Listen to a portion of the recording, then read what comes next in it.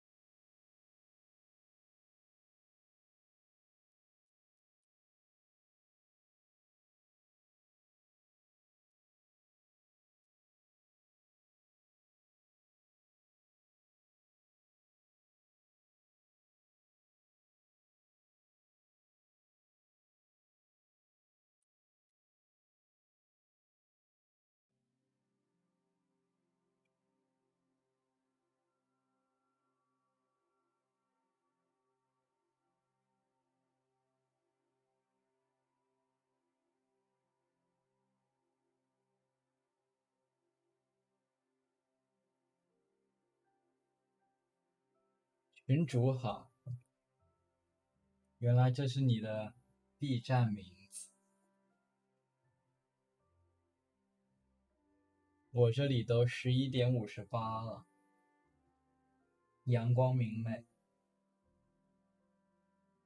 锄禾日当午，是吧？看看我的内存在一点一点的被它吃掉，它已经吃了20G 了，它吃了21个 G 了，它吃了22个 G 了，它吃了23个、24个、25个。它没有停下，它直接跳到27个，它29个，我一共就32GB 内存，你不要太过分，30.2G、30.3G、30.4G，你非要给我把游戏搞崩溃啊！我要升级64G 了，不够了，真不够了，你看看这像话吗？32GB 内存用掉30.7个 G。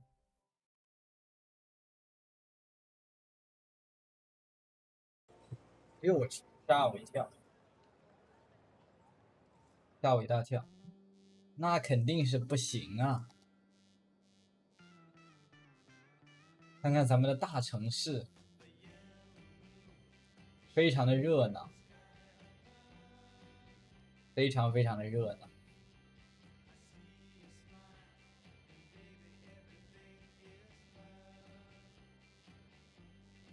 也很漂亮。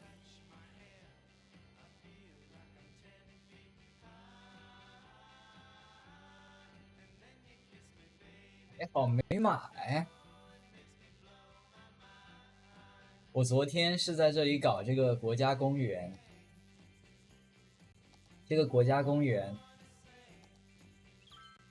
但是这个国家公园有个问题，就是它这个山路会不会觉得太陡了？我也不知道，这个山路你觉得陡吗？我觉得不算很陡，这山路很平了吧？试着自己走走。你你竟然不是熬夜人？熬夜人怎么也睡了？熬夜人已经名不副实了。好，明天见。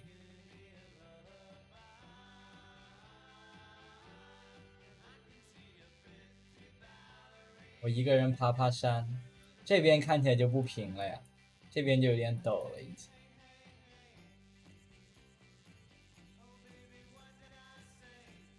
这边其实挺陡了已经。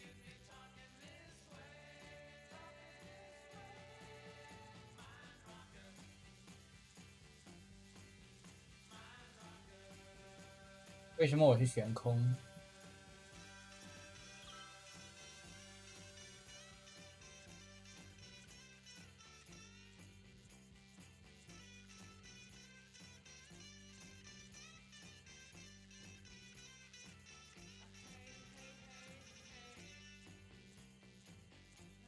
我半山腰，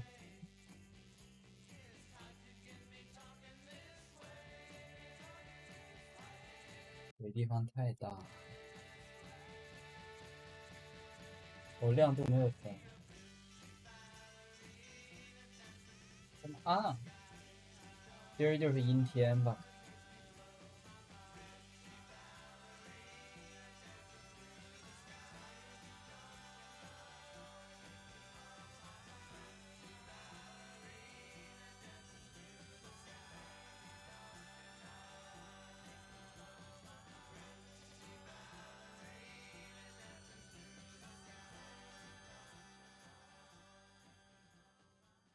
应该在半山腰设立一些营地。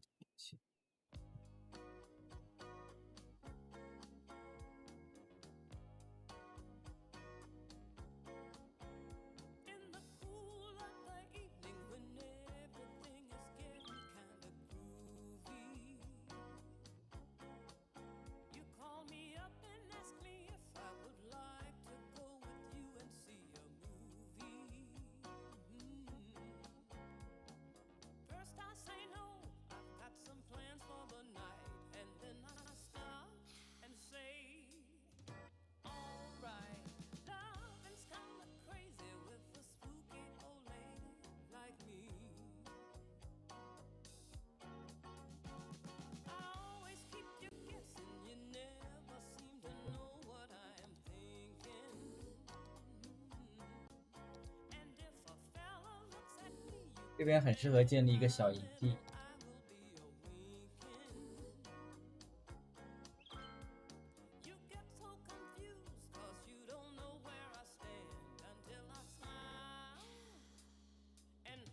或者我们建立一个缆车呢？我们建立一个缆车怎么样？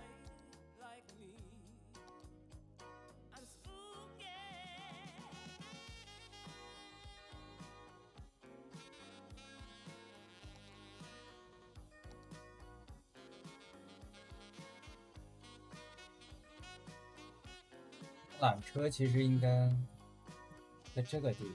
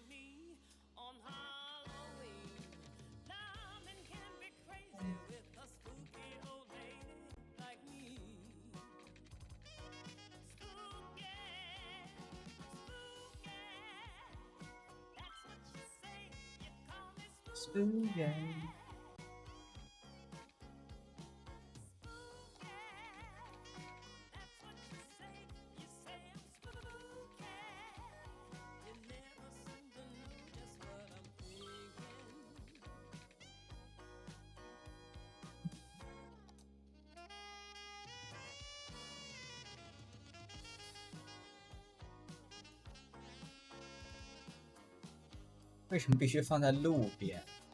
就在逗。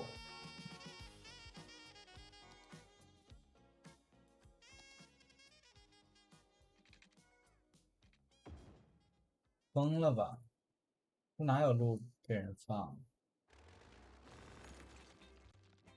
这是山上哎，大哥。当这是什么地方？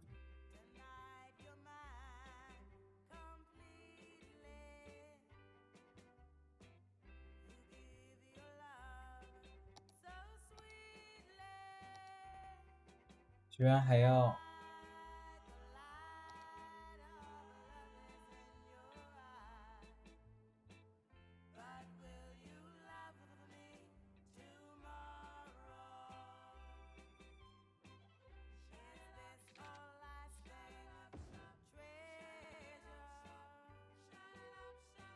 步路？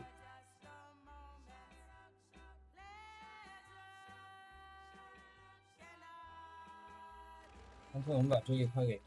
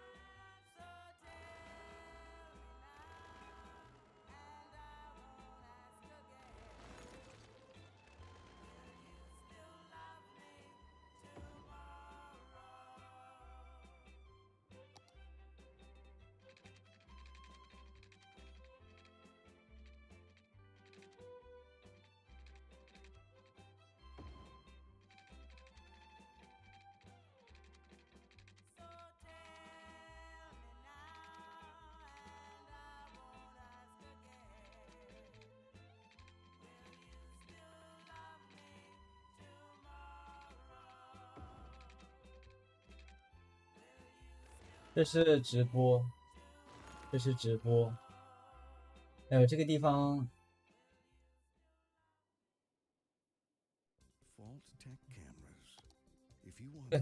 这可能是我城市到现在最大的一次挑战，就是修这个路，就是修这种自然保护区的路，是真的艰难，真的艰难，太艰难。For millennia, these gentle and graceful giants roamed the earth, grazing off the lush vegetation of the time. Their mere existence transformed the landscape and made a lasting impact on our world. It's that legacy that Dino Oil is proud to continue by using their eons-old dead bone goop to fuel your 5-door wagon, making it the oldest form of recycling there is. Dino Oil. 还是得有缆车。 Embrace the power of bones.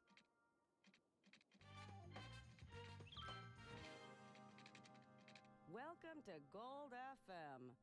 I want to say sorry for being late. I got stuck in some terrible traffic on the way into the office.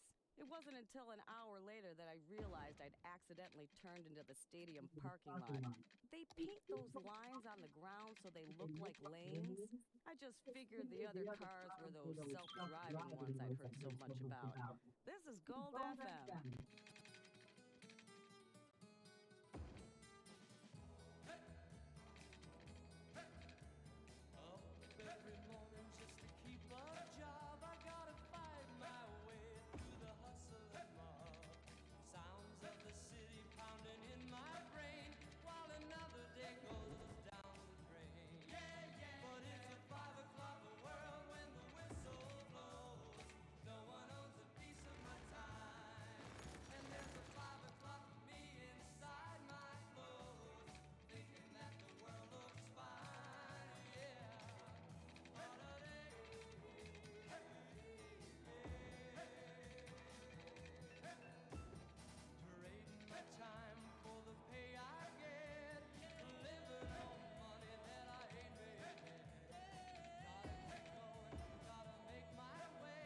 缆车。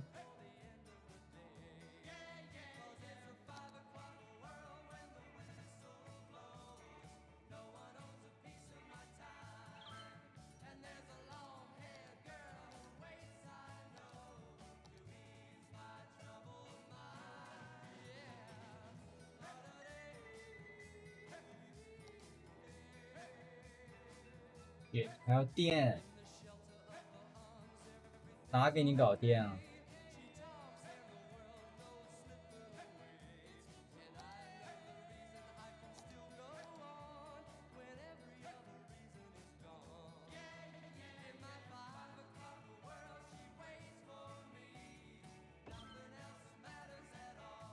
非要搞这么个电。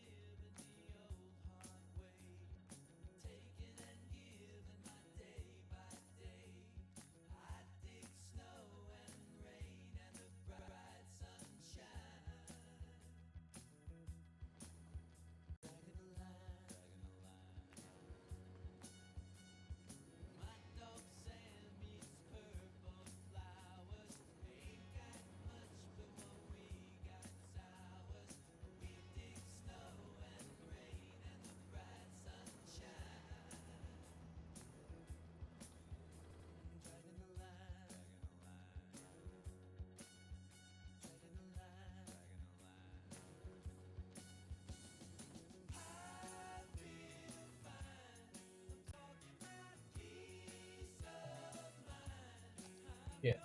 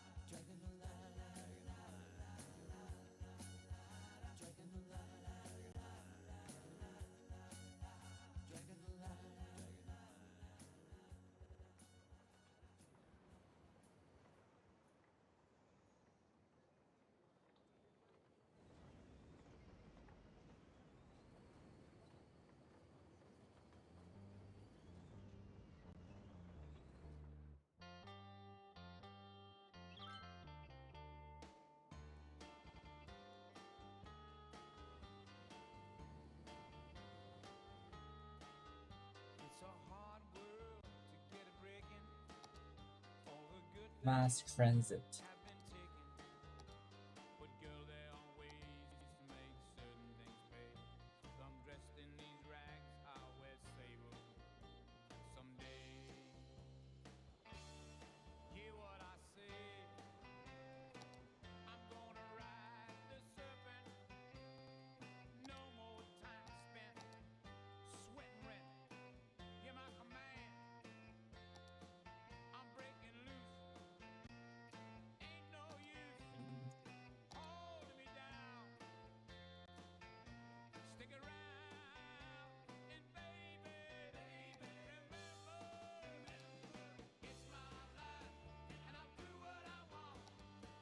It's fine, I'm gonna do it.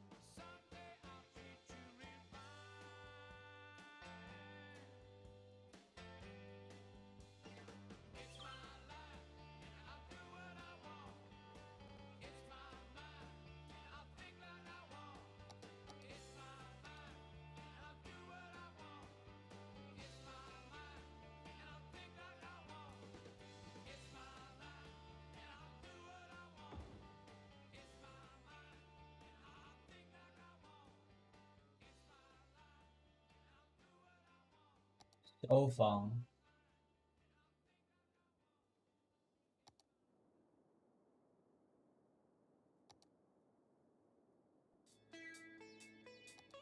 深空雷达。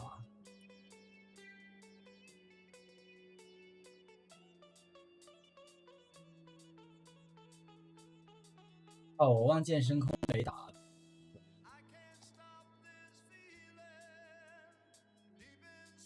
其实应该在这里搞一个深空雷达。就这么办。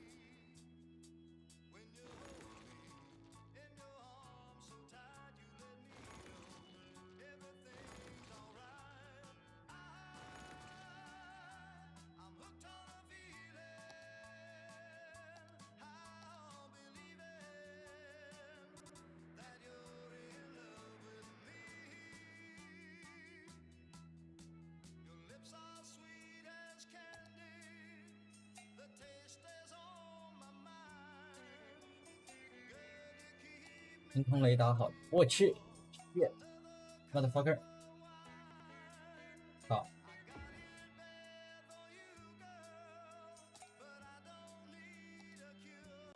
被淹了。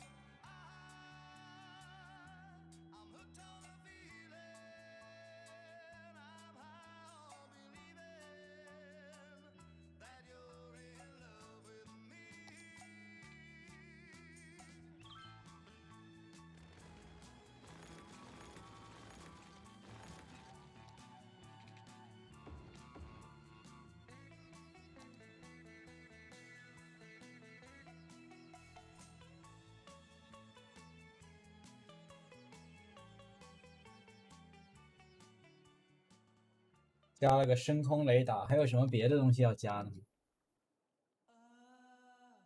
气象雷达。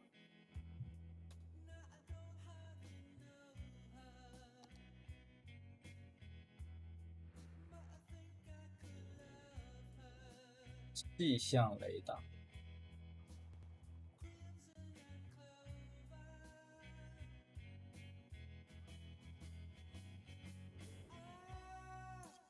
也整一个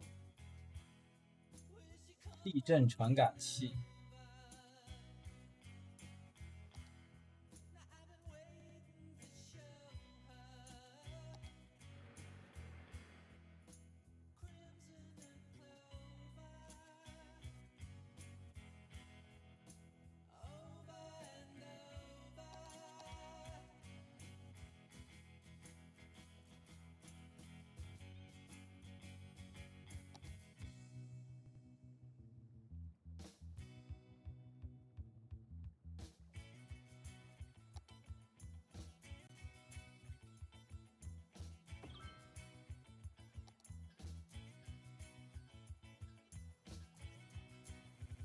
探测范围。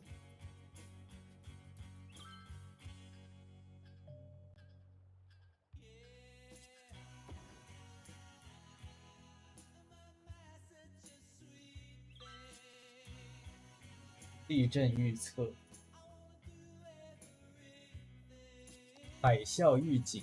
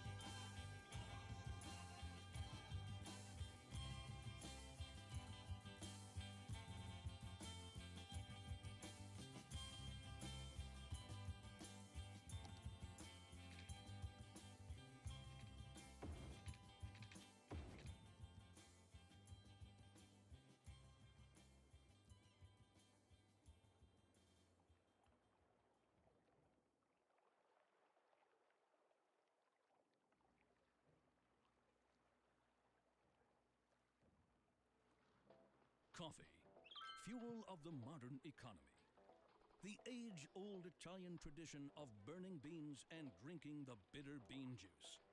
At Burn Bean Coffee, our environment is perfect for all of your work needs. There's no better place to be distracted than the Burn Bean Coffee Shop and Cafe. Our coffee technicians are trained to make a variety of coffees and sugary coffee-themed drinks just as you like it, all while generally making more noise than anyone could reasonably ignore. So drink up and let the productivity flow. Sippy sip coffee fans, Burn Bean Coffee. Get it while it's hot. Due to recent court actions, we are required to warn against the drinking of hot coffee. Hi, I'm Greg, owner and founder of Steel Frame Spots. Due to unusually short fingers, which are a characteristic of my family line, I was unable to play spots at the elite level I would have liked to. Instead, I invested my energy into getting you the lowest prices possible on athletic gear. Unlike the local sports teams, you can count on us every 我建立了我城市的深空雷达， I'll never drop the ball on prices. 以后再也不怕臭鲨鱼袭击城市。来一只打一只。Just remember, when the game's on the line, who do you count on? Steel Frame Spots. That's who. Check out our ad in the Weekly Nickel. Last year, Horse Economy 3 smashed PC sales records and took the industry by storm. Now the hit Equine Economic Simulator has a new expansion that delves into the cutthroat world of real estate. Horse Economy 3, Stable Markets. Can you work your way from lowly horse to be the head of a major real estate empire? Can you spin your holdings into a billion-dollar conglomerate? Can you work your way under the fence and out of your pen and onto your life as a property mogul? Spreadsheets have never been hotter. Pre-order now and get a free horse hat. Horse Economy 3, Stable Markets. Buy low, sell hay.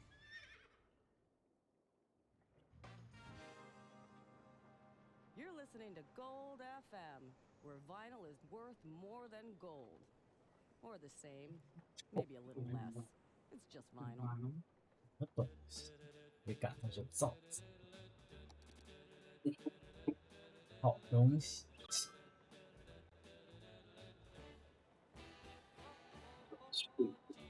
打死！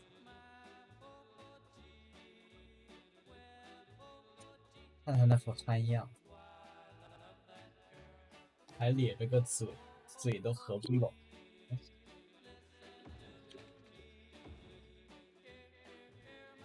好憨啊！笑死！笑的就是笑。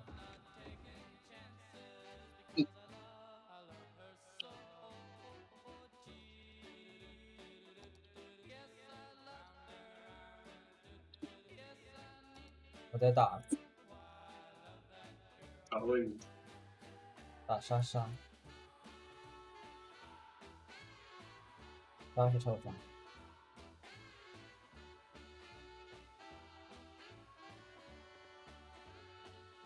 来改建我的人工岛，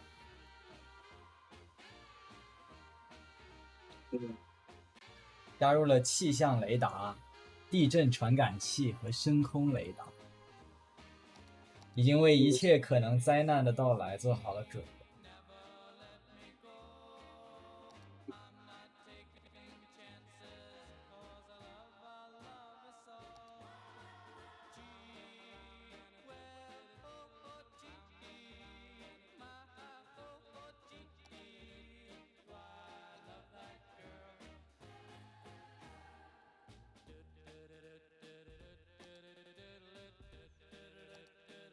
受伤，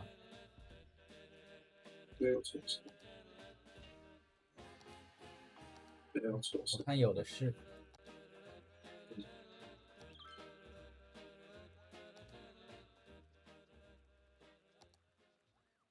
世界上没有无辜的鲨。说的太多了。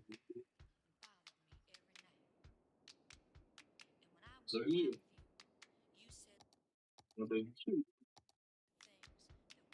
我的国家公园有访客吗？0。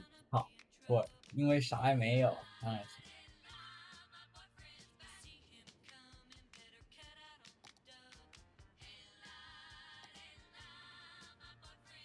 我见了缆车，为了方便不想走这片破路的，否则上个山太麻烦。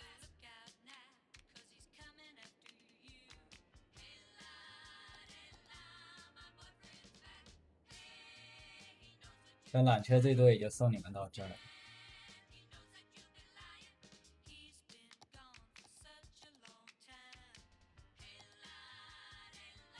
自然保护路，恶魔都在这里欢快的轰轰。那个方块的注意一点，干嘛？这个还敢骂路？骂死，如果不是你能骂，这个就是，但是要错位。真毛病。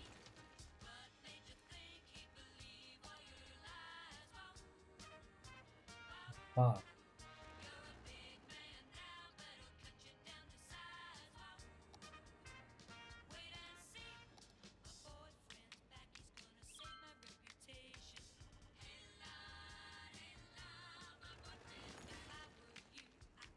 嗯。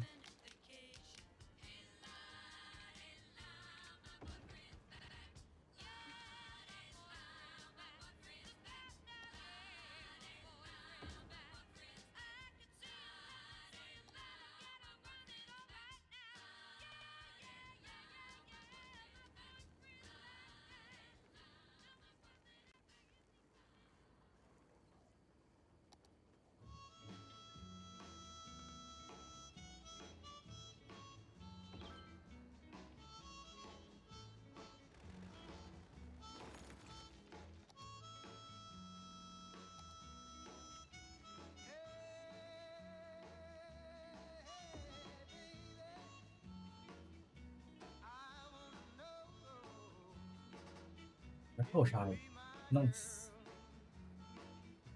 没出手，有的是，都是臭杀，打死！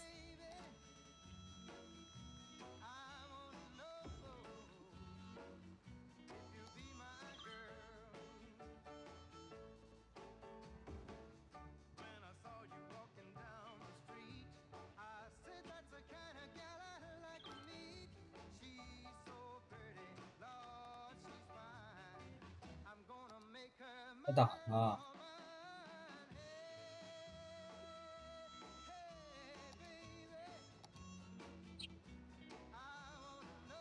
他不会求人。竟然要被打死！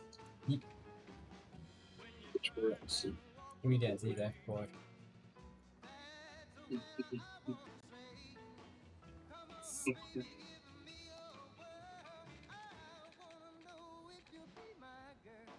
还有人还没笑。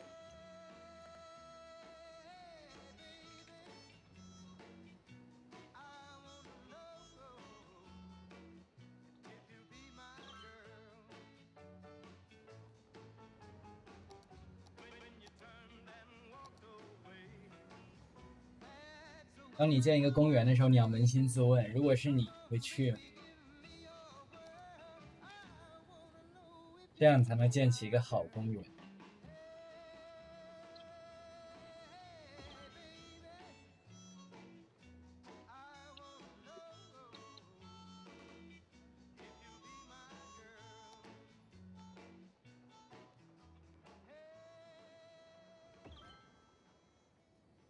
好，这怎么还建这儿？好，这忘了这件事情。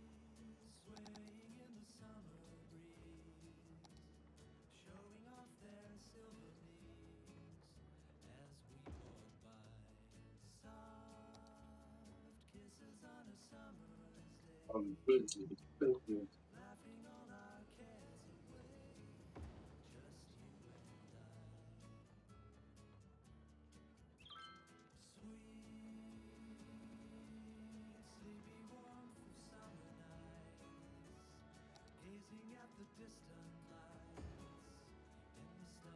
在这半山腰上有个这种露营点。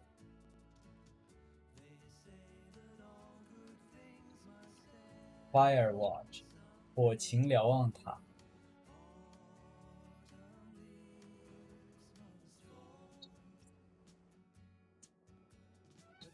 这片区域当然用那个不对，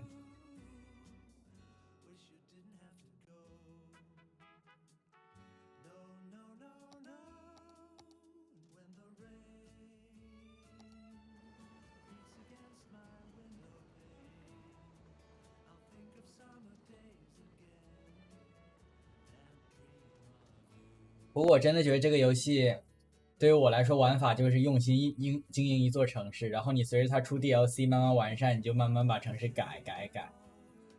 随着时间推进，就像现实里新的建筑概念技术，然后开始改城市，就这么一座城一直玩下去。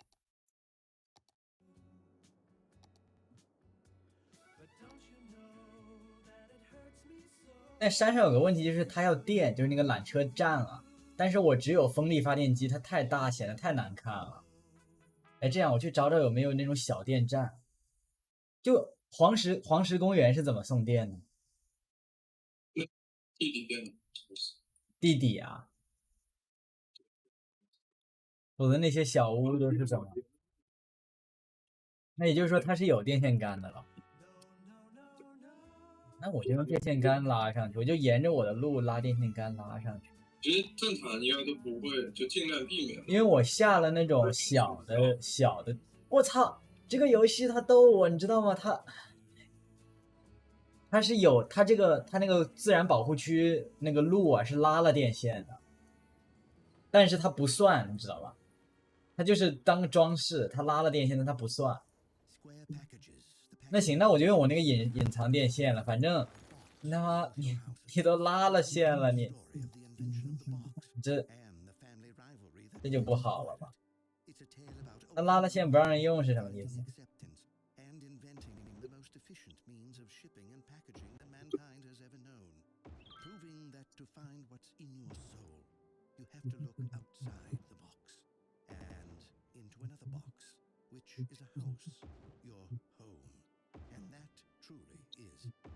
我仔细看着路灯上都拉了电线，结果它居然不算输电装置，还好有隐身电线，这还得再拉一遍，这也太离谱。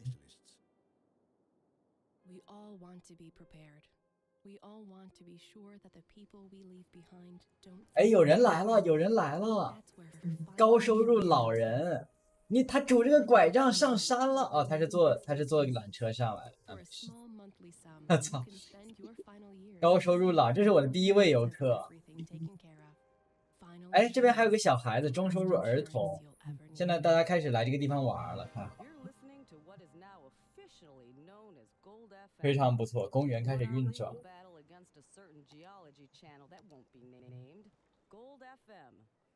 我靠，你知道有多离谱吗？这游戏，如果你把那帮帐篷，就是它有个帐篷营地，你把帐篷营地如果放在山坡上的话，每个帐篷底下会伸出一块一毛一样的混凝土块，把帐篷顶到一个水平面。你搁这搞笑呢？难道不应该是每个帐篷契合地形那样放吗？这什么玩意啊？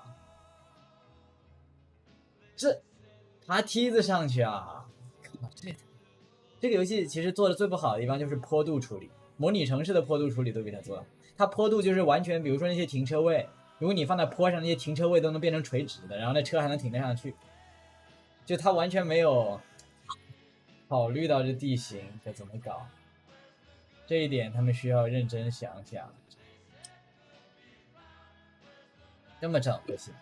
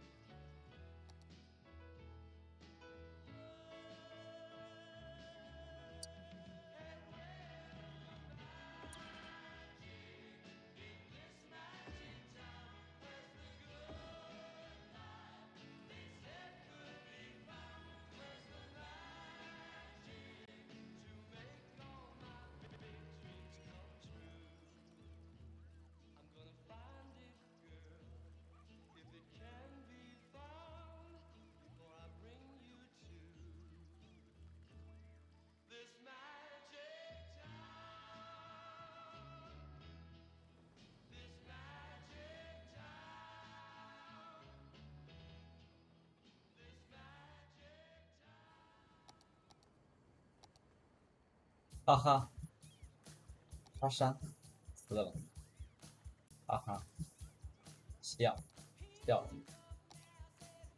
他刚才鱼翅一阵抽搐就没了，知道这是怎么回事？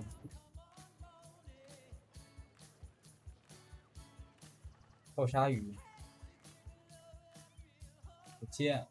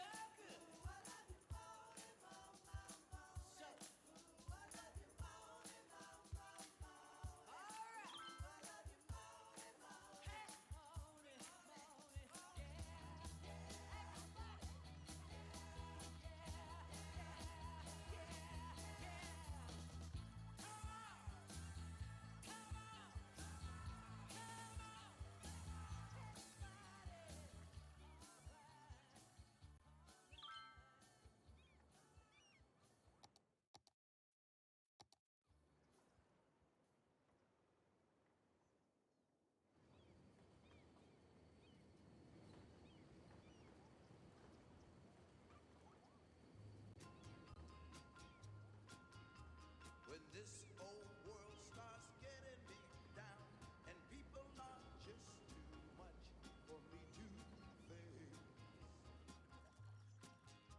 I climb way up to the top of the stairs, and all my cares just drift right into space.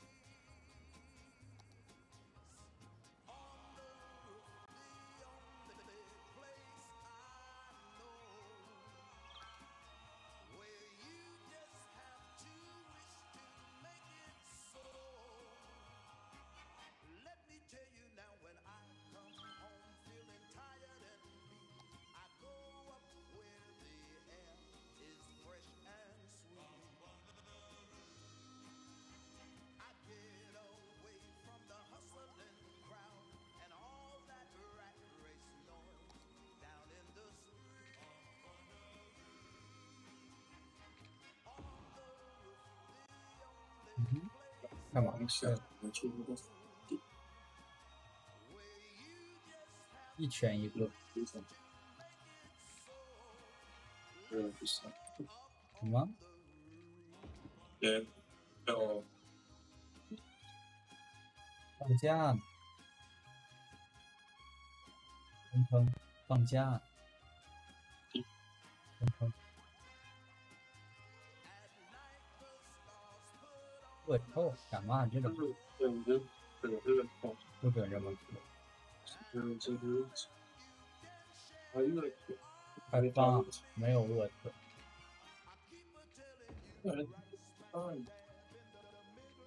不放是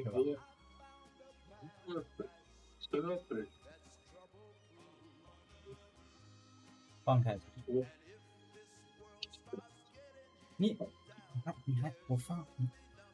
你是下单的，下什么单？吃沙的。对，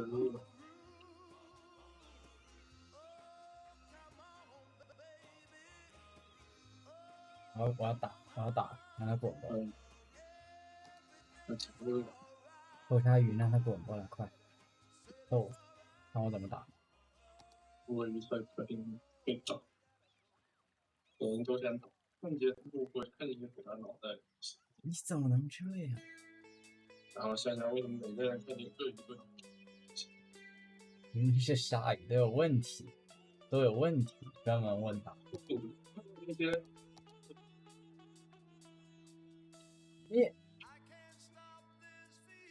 你注意一点，不可以敲。你会把它敲傻的啊！你怎么样才能把一个傻子敲傻？你做不到，特别完已经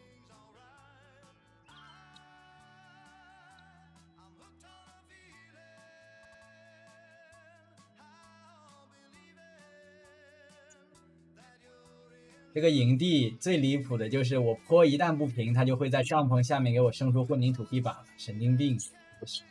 你生个土堆也比混凝土，这是什么？只要你有一点不平，它就给你搞出一个混凝土地板，牛逼！我知道。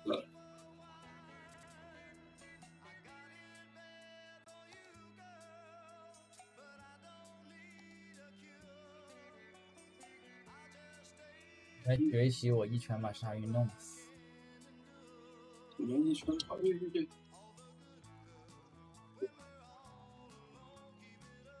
我不会打包干的。来嘛！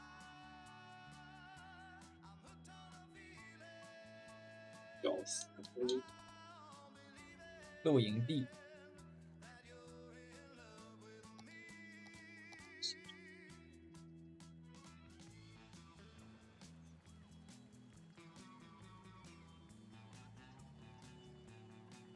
狩猎小屋，狩猎鲨鱼小屋，哈哈。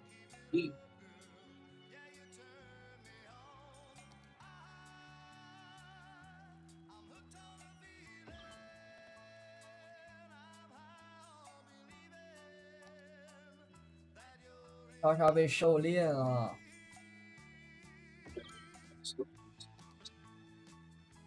大家都在狩猎。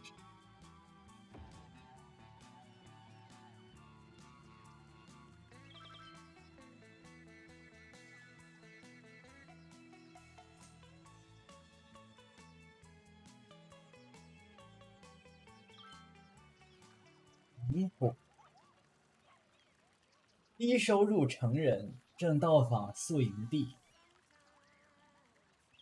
中收入老人、中收入青年正到访萤火2中收入成人游客。观景台 （Observation Deck），这是真正的观景台啊！因为这个确实能看到。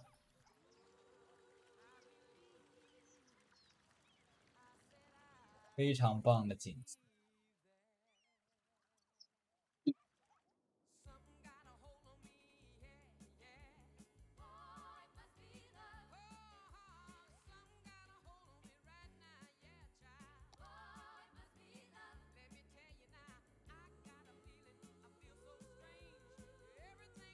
你知道我上次规划这个公园的时候是怎么规划？我就沿着山脊一路拉了条直道上去，当年瞎搞。现在发现肯定是要弯道，直道不可能上得去，哪有人？除非你多认事情。但说实话，很多公园就干脆不会给你上山的路。温哥华后面那一堆国家公园就根本就没给你上，你要上山自己带攀岩装备，自己走，你不管。那种也比较野。对，都全是 National Park、Provincial Park。温哥华后面那一群山里面根本就没几个人去，因为都没有设施，就除了专业探险者怎么去？就是可以专业。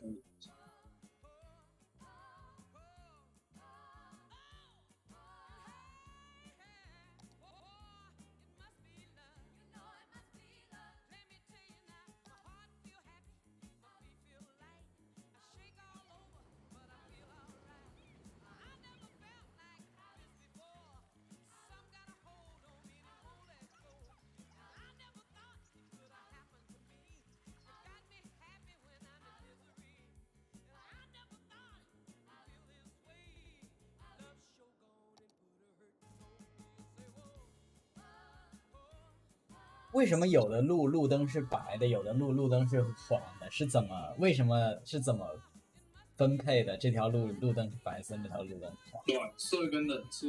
那为什么这条用暖色？有原因吗？那条用冷色？有人跟环境。那按我印象里，自然保护区应该用暖色，但它这边给的是冷色的。Pernu apparel. 是可能街道。 Italian leather. Italian threading.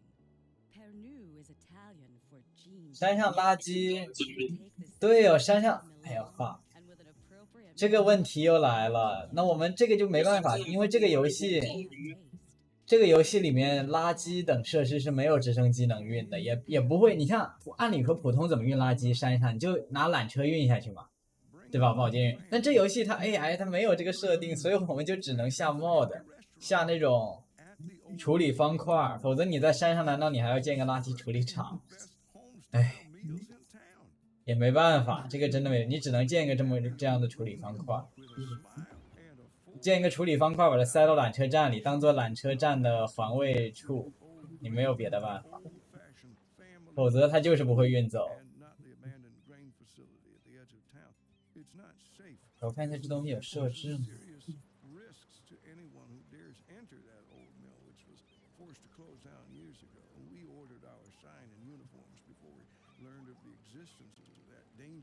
警察。靠，山上怎么给你整警察？直升机来吧！哎，累，直升机，警察有直升机才是。护林，关键这游戏里护林又不管这个，护林只管那个火灾。也好，你这比起罪犯更好。等会儿一架鱼鹰 VR2 又飞上来了，罪犯有警告你自己好自为之，直接给你机枪带走，在这犯罪。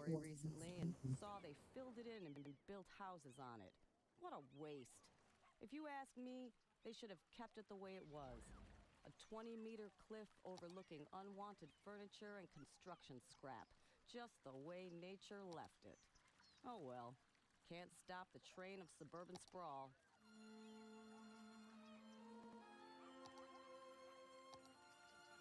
这个山，哎呀，越来越难上，怎么搞？我要查一下现实里的登山路是怎么搞。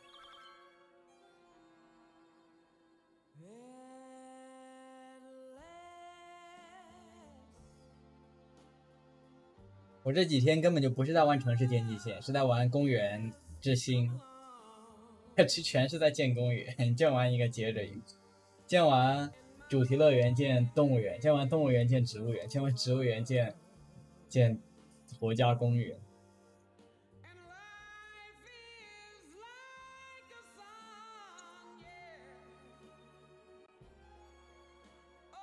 City Skylines National Park, creating a national park with signs.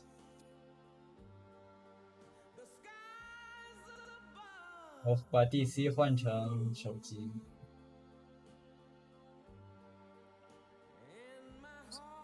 We're fortunate to be collaborating with Paradox Interactive to bring you a tutorial on how to build a national park in City Skylines.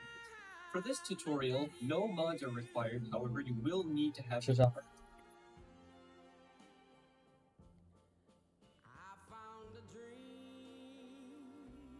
听得到吗？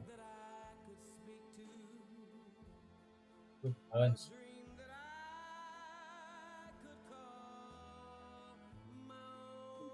that has a lot of natural talent. 喂， This will make your park look flat. Within a location. 听得见吗？ Now you're ready. 亏钱是因为他偶尔就会这个样子，他过一会儿就好。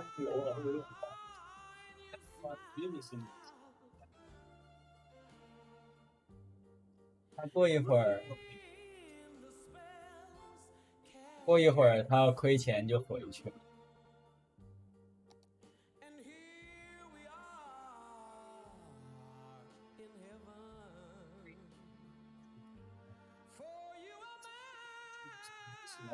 Flat area. This is where you'll typically find all the game. So just be sure that you choose the location that has the room. After you've chosen a good location for your main park entrance and you've built it up, what I'd like to do right after that is create the secondary road in the park using dirt roads. These will typically take you to 哎呦我去！我一开全息节，我电脑卡的只剩1帧，你知道？真的是1帧，朋友们，1帧能玩儿。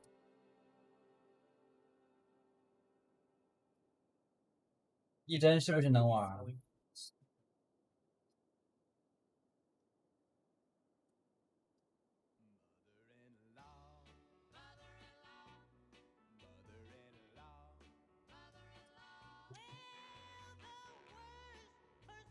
？You're done laying down your roads. What you can do now is start plugging trails throughout the park. If there's any way that you can contour rocks and trees, try to use those as much as possible. And if you're going up in the mountains terrain, you can try to flow trails within the mountains. Avoid disrupting the terrain. Now there are a ton of different things that you can put down in the park that are included in the parks like this nice lookout tower here. So the advantage of building a national park is you have enough room to use every feature. Another example of what's included is this nice fishing pier. So try to use the terrain to your advantage to make use of every one of these features. Again, on the topic of trails, try to 哎 create. 呦，我切回来了。这边是个溪流，上面就是我们的国家公园。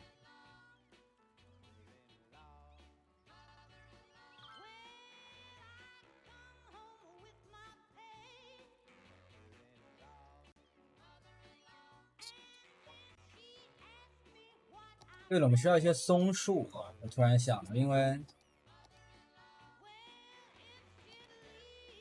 这个山上高山应该是用针叶林的，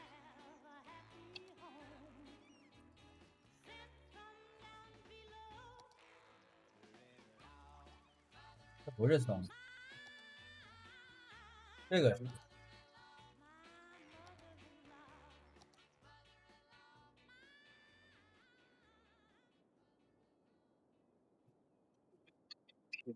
How to create a national park.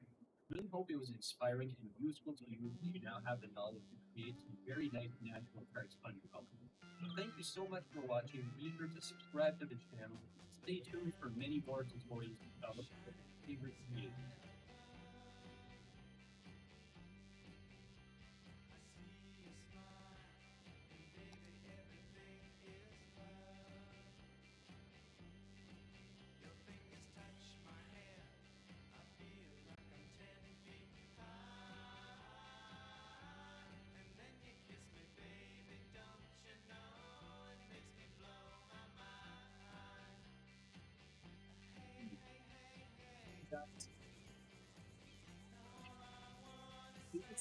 它上次更新加入了一个功能，就是给路换树种，但是现在我发现有另一个功能急需加入，就是给公园换树种，因为它这个默认的国家公园里的树都是棕榈树，你说我一个山上哪来的他妈棕榈树啊？应该能让我换成针叶才对，但它不行，只能忍。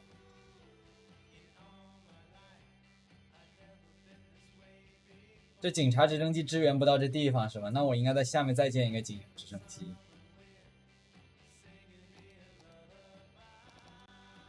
停车场这里，警用直升机和消防直升机的，我觉得都需要。其实，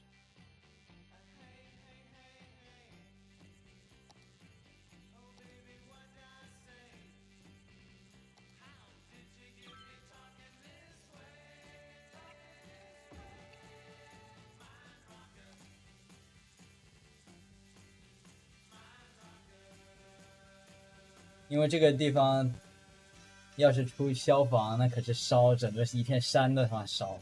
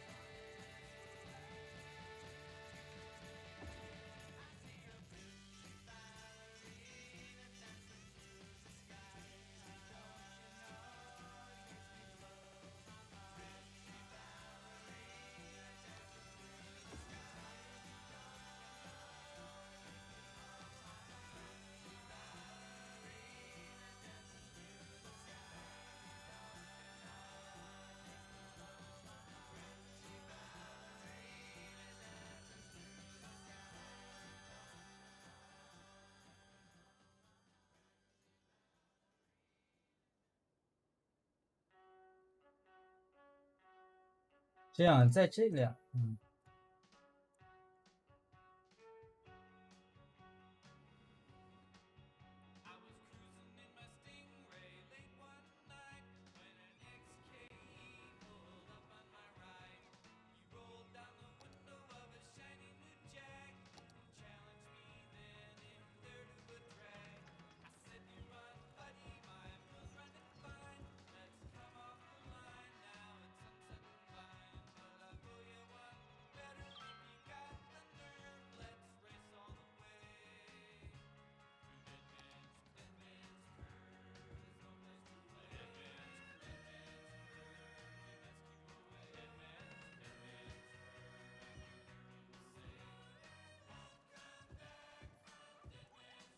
直升机应该是有，否则他一直不派这个，不知道为什么，很奇怪。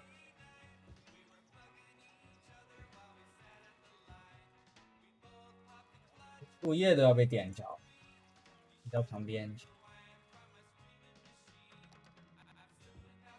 觉得应该是有，你看现在解决了，应该是刚才有直升机来了。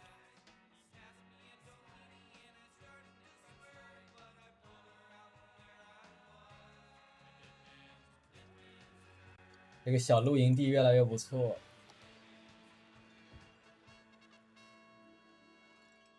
但是在这种山崖附近呢，特别是这种区域，就是这种，因为有缆车嘛，所以其实普通人也可以上来，并不需要你是什么，受训练的探险者，所以我们要做一些安全措施的。我们如果不做安全措施是很危险。哎，我有去，这吓死我！这帮人要干嘛去？这人直接冲着悬崖就往下跳了，还以为他瞬移到观景台上，吓一跳。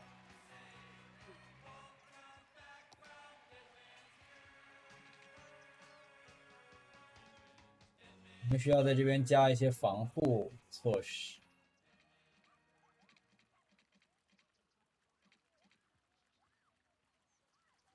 Last year, Horse Economy 3 smashed PCE sales records and took the industry by storm. Now the hit Equine Economic Simulator has a new expansion that delves into the cutthroat world of real estate. Horse Economy 3, stable markets. Can you work your way from lowly horse to be the head of a major real estate empire? Can you spin your holdings into a billion-dollar conglomerate? Can you work your way under the fence and out of your pen and onto your life as a property mogul? Spreadsheets have never been hotter. Pre-order now and get a free horse hat. Horse Economy. 咱们一定要做好这种防护。 At Banhammer Bank, we want you to trust us with your money. Because it's with your money that we can make you more money. How? It's not funny business, it's money business. You give your money to us and it will grow with interest. That's the plan at least. Maybe that's too complicated for you. Imagine planting a money tree in the ground and watering it. Hold on. Imagine if you had a money pet and you fed it more money and after digesting it would... okay. You want to go money fishing, so you use a little money to catch a big money. You know, just come in and talk to us. We have even more metaphors that allow us to avoid saying what we really do with your money. Banhammer Bank. Feed the money monster. Coffee, fuel of the modern economy. The age-old Italian tradition of burning beans and drinking the bitter bean juice. At Burn Bean Coffee, our environment is perfect for all of your work needs. There's no better place to be 地图上那些标点都会直接显示出来，我这还得等2秒钟。SSD 的话会更好。那当然了。SSD 当然不是机械能比。是 PC 上的话。我就是说。对，讲错 ，PC 上再买也不，这个 SSD 也不。 真的不，你要给 PS 买一个，真的太不值了，亏到姥姥家了，好吧？这不是 PS5能直接用外置的吗 ？PS5能直接用普通的 SSD 外置吗？没有 SSD。没用的，其实。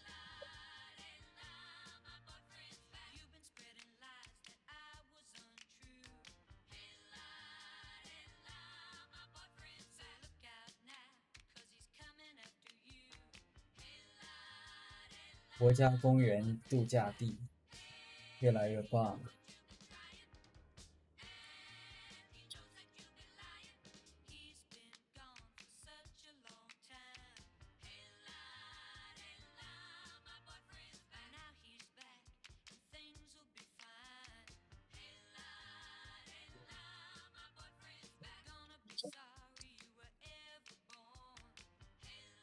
有点扯头晕。其实我现在已经完全习惯上级整理，所以并没有什么太大的。画质也很好，升5版是有新的模式跟帧数模式，画质特别好，甚至感觉比 PC 还不可能比 PC 好啊！真的，我是说它的画质看一下，是做的很清晰。因为他们最高画面肯定是按照 PS5 规格放的，就是 PC 能更好，但是他们不会更好，因为没几个游戏是为了 PC 做的。PC 主要体现就在帧数这些上，分辨率，但是画面肯定不会有什么区别，就算到时候出 PC 版也不会有画质来说。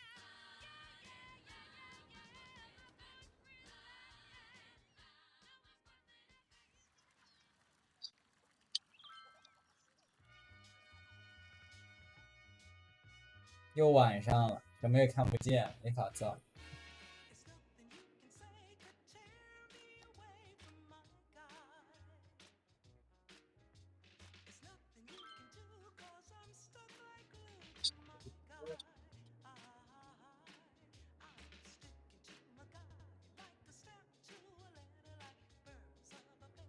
看来是时候继续造我的超级街区 Super Blocks。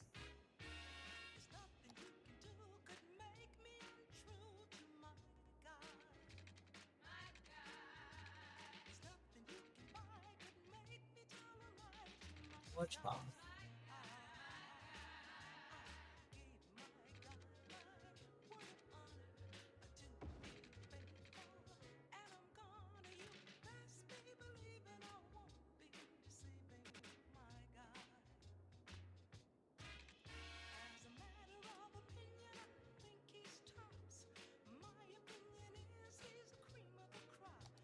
一会儿4车道，一会儿6车道。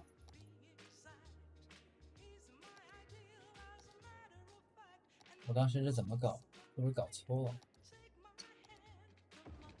我觉得我真的是搞错了。这些地方都应该是4车道。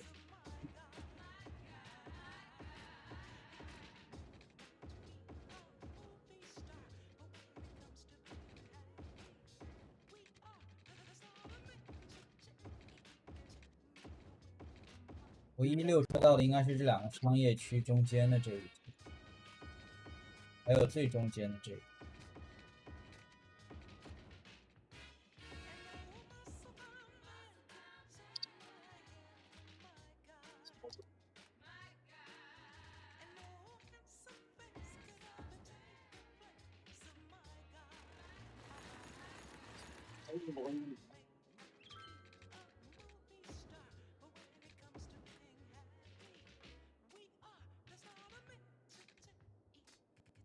我用这个。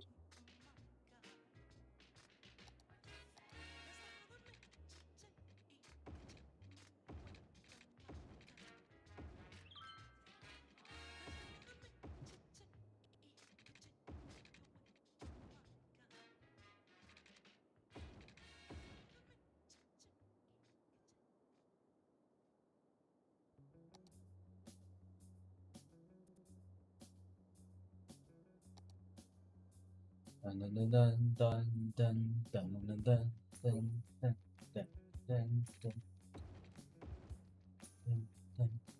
噔噔噔。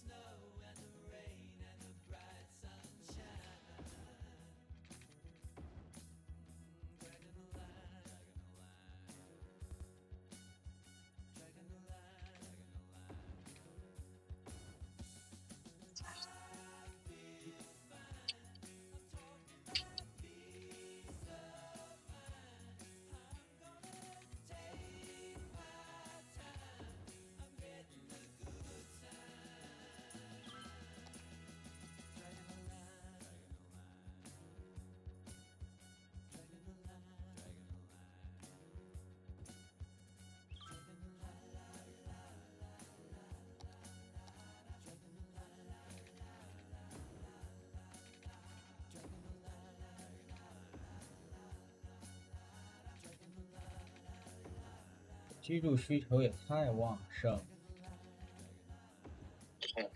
好，这是实在是啊！我怎么个区没了？我画的区划整个消失了，整个一个区。哎，我整了，虽然倒不是什么大事，但是怎么可能我画的一个区就消失了？直接，它也没有删除区域的功能。你要删除区域，你还要完全把那个涂掉才行，我不可能。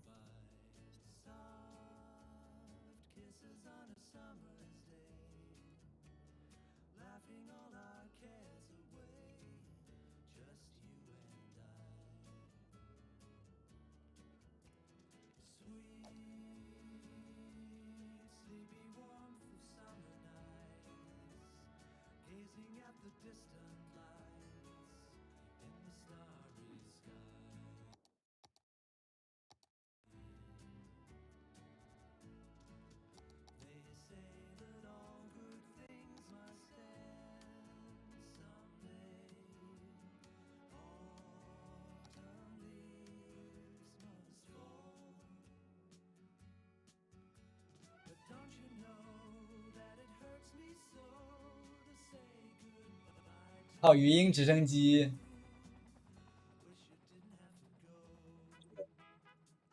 语音直升机了。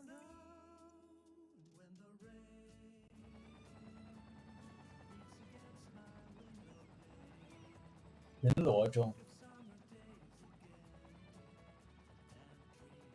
你这也能降落啊？他没降，吓我一跳，那个他干什么？上个厕所去，去个啥？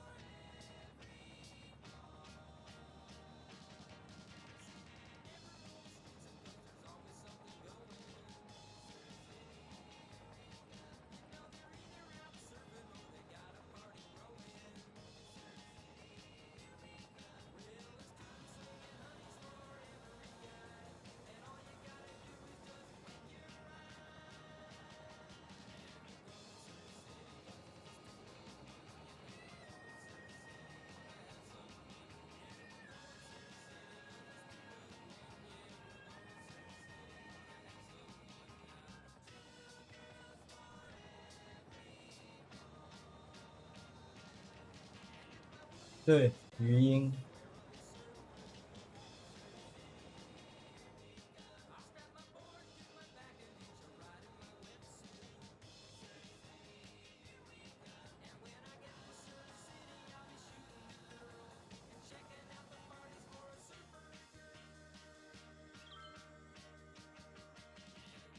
继续搞我们的公园。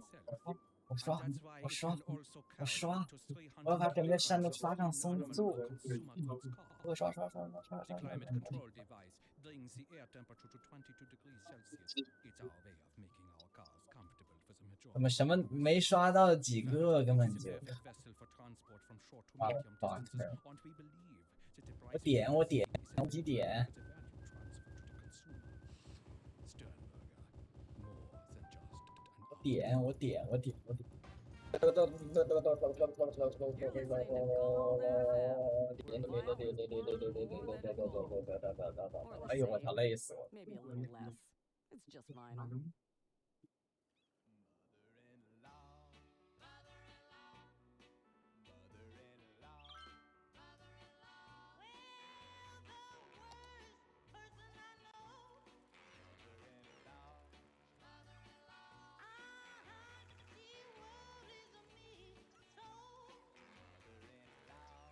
这什么道理？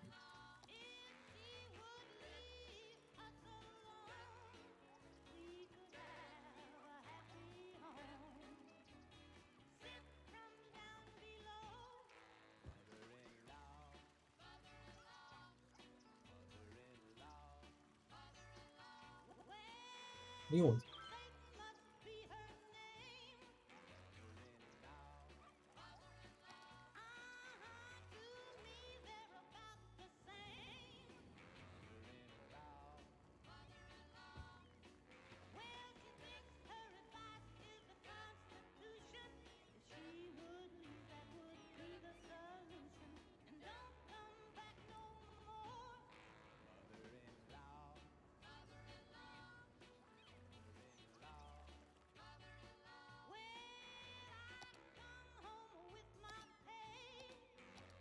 啥东西？哈，看我怎么揍死！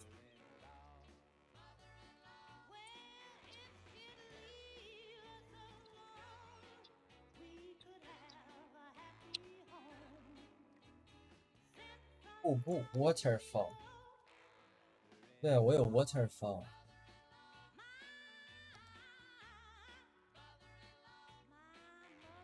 我可以做一个瀑布哎，这里。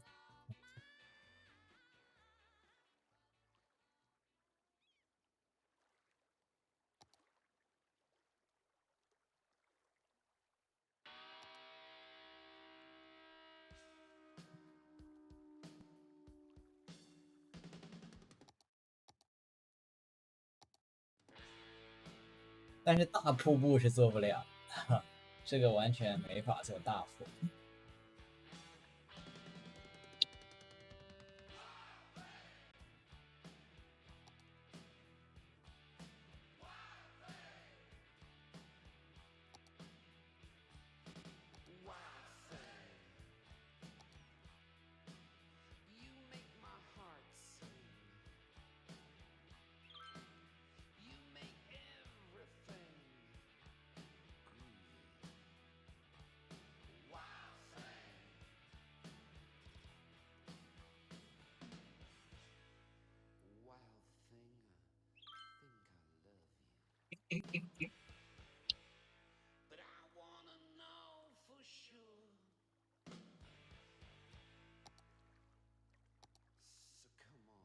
准备开始做我的瀑布。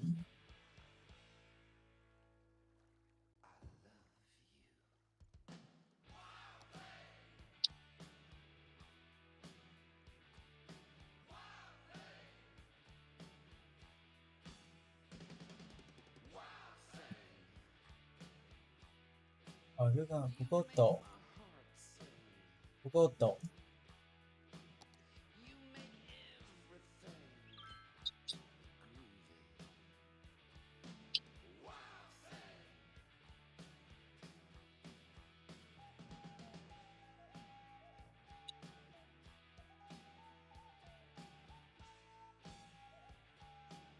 不够陡就只能用石头。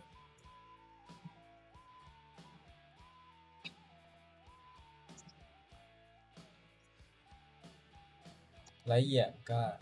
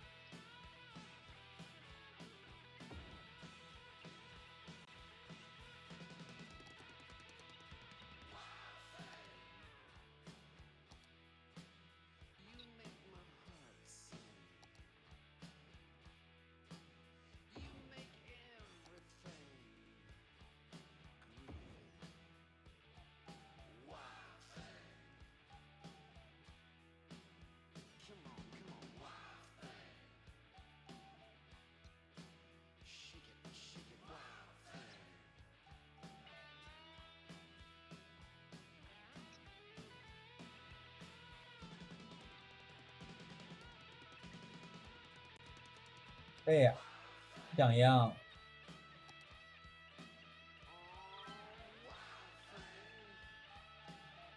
哎，什么毛病？我操，怎么回事？这下是真成瀑布。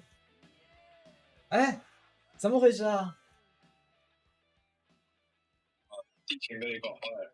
不是我一搞这个石头，整个水就像就这样被吸到天上去了一样。这 what？ 这是发生什么了？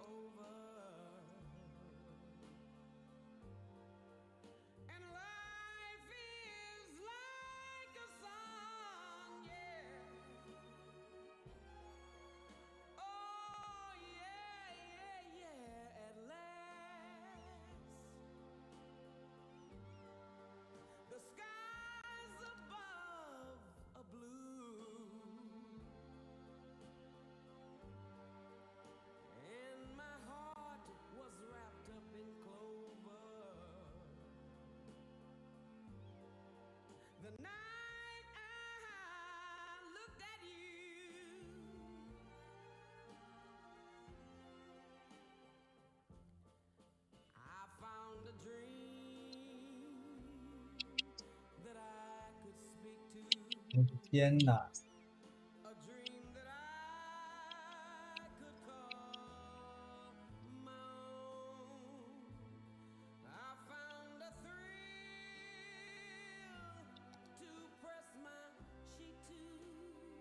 做瀑布，主要是这个游戏它的地形系统搞不明。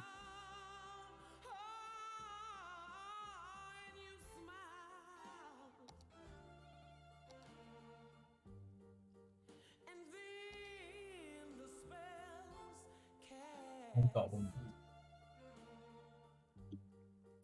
And here we are in heaven. For you are mine at last.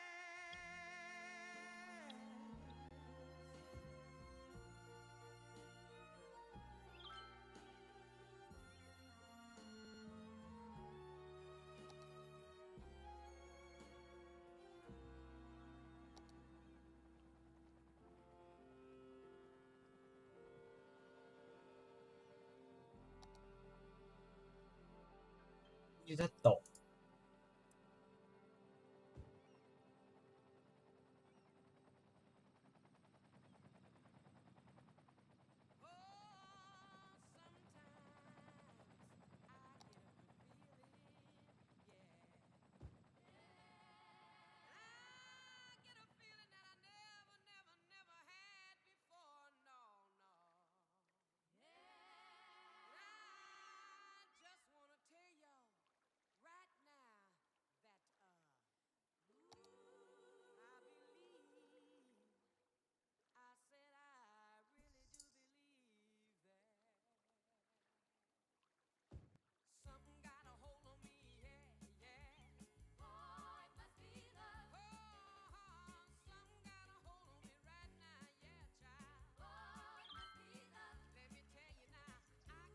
瀑布效果并没有我想象的好，但也只能这么回事。主要是它这个水的物理效果好奇怪。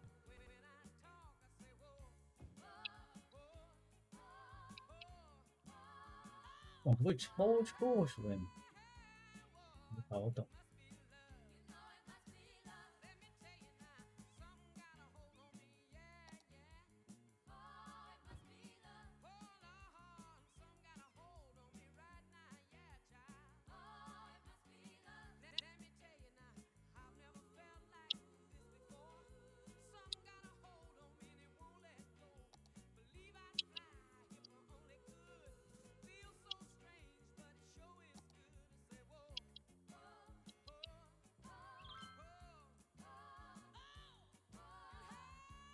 突然抽搐，太奇怪了。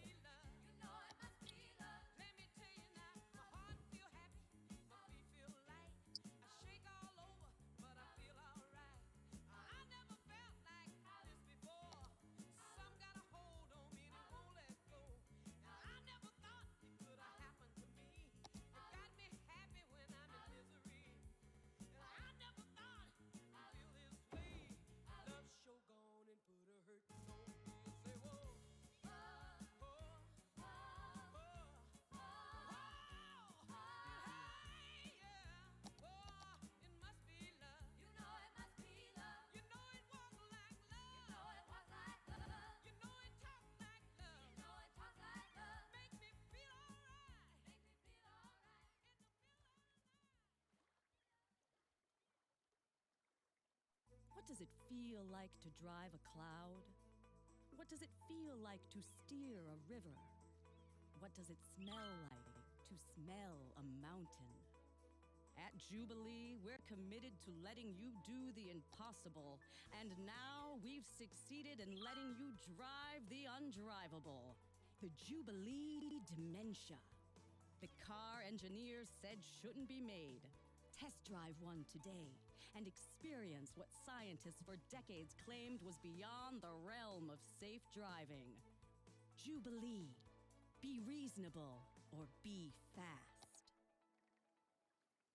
The Brontosaurus. For millennia, these gentle and graceful giants roamed the earth, grazing off the lush vegetation of the time. Their mere existence transformed the landscape and made a lasting impact on our world. It's that legacy that Dino Oil is proud to continue by using their eons-old dead bone goop to fuel your 5-door wagon, making it the oldest form of recycling there is. Dino Oil. Embrace the power of bones. We all want to be prepared. We all want to be sure that the people we leave behind don't think we're jerks. That's where Final Insurance comes in. We provide peace of mind for when you rest in peace. For a small monthly sum, you can spend your final years knowing that Final Insurance has everything taken care of. Final Insurance, the last insurance you'll ever need. This is Gold FM. I love the 60s. You know, people tell me I'm living in the past and that I can't adapt to the new way of the world, but that's just not true. I can adapt to the new world, I just don't want to. I mean, are we just all worker bees working for someone else's dollar? Not me.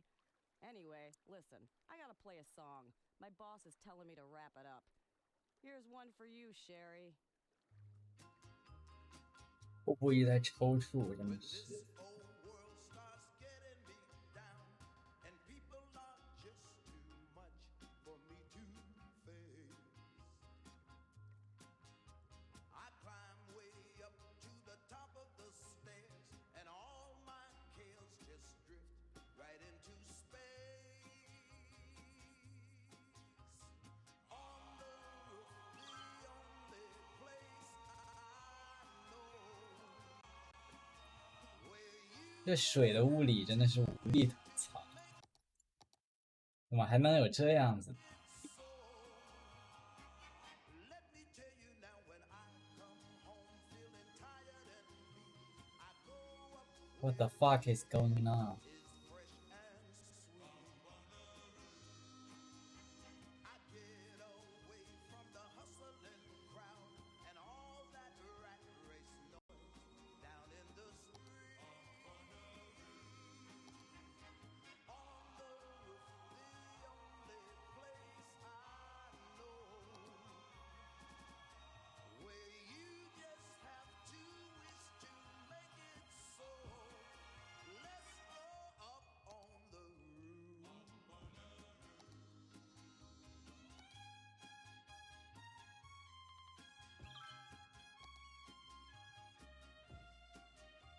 为什么突然抽搐？ At night the stars put on a show for free. And darling, you can share it all with me. I keep a telling you right smack dab in the middle of town, I found a paradise. 我突然在想，在这个瀑布前面应该做一个吊桥啊，这不是很流行的做法？对，在瀑布前面做一个吊桥。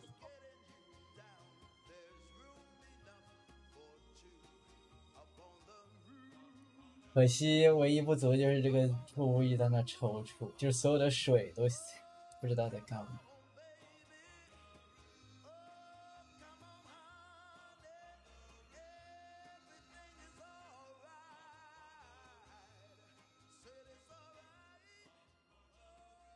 游戏卡住了，我在存档的时候它卡住了。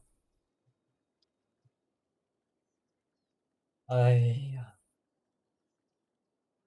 存档的时候卡住了，你说这什么破事？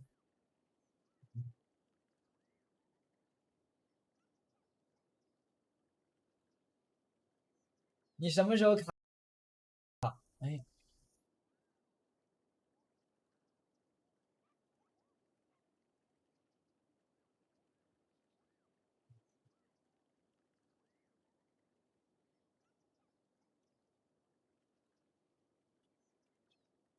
完了，瀑布白建了，准备重建了。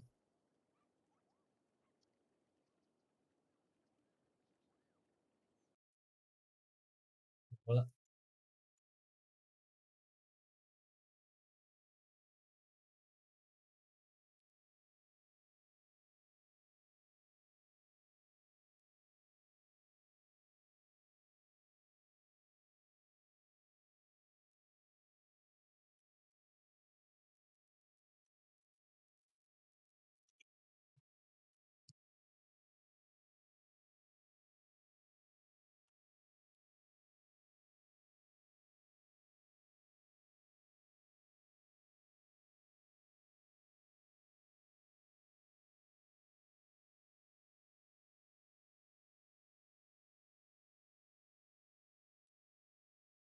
啊，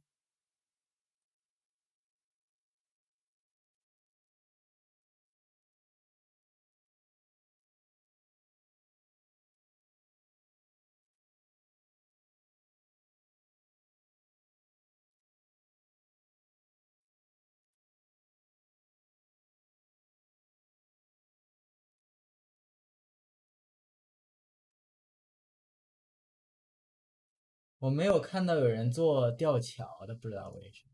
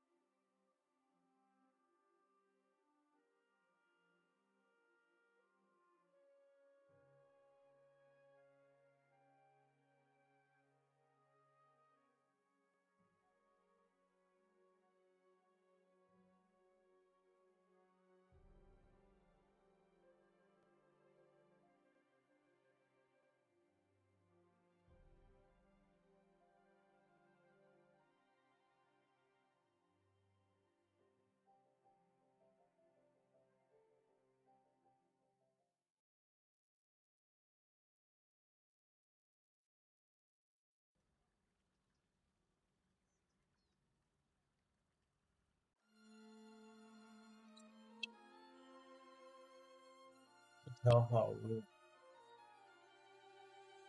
这样不怎么开始。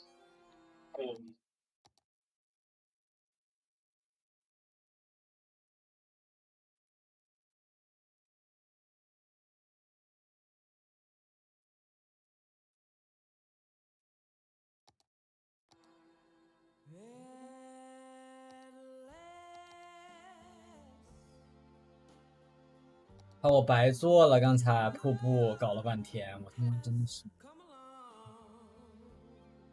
存档的时候突然就卡死了。存档就是为了防止情况，因为它本身卡死了，这。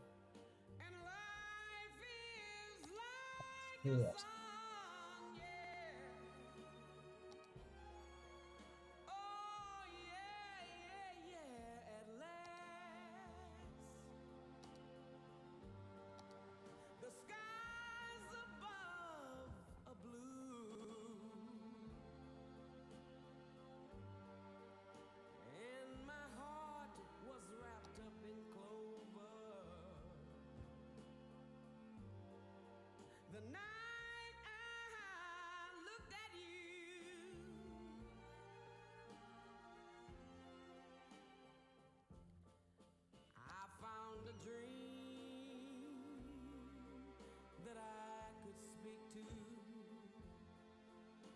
dream that I could call my own. I found a thrill to press my cheek to, a thrill that I have never known. Oh, and you smiled, and then the spells cast, and here we are in heaven. For you are mine. 去的，找炮的人没有到。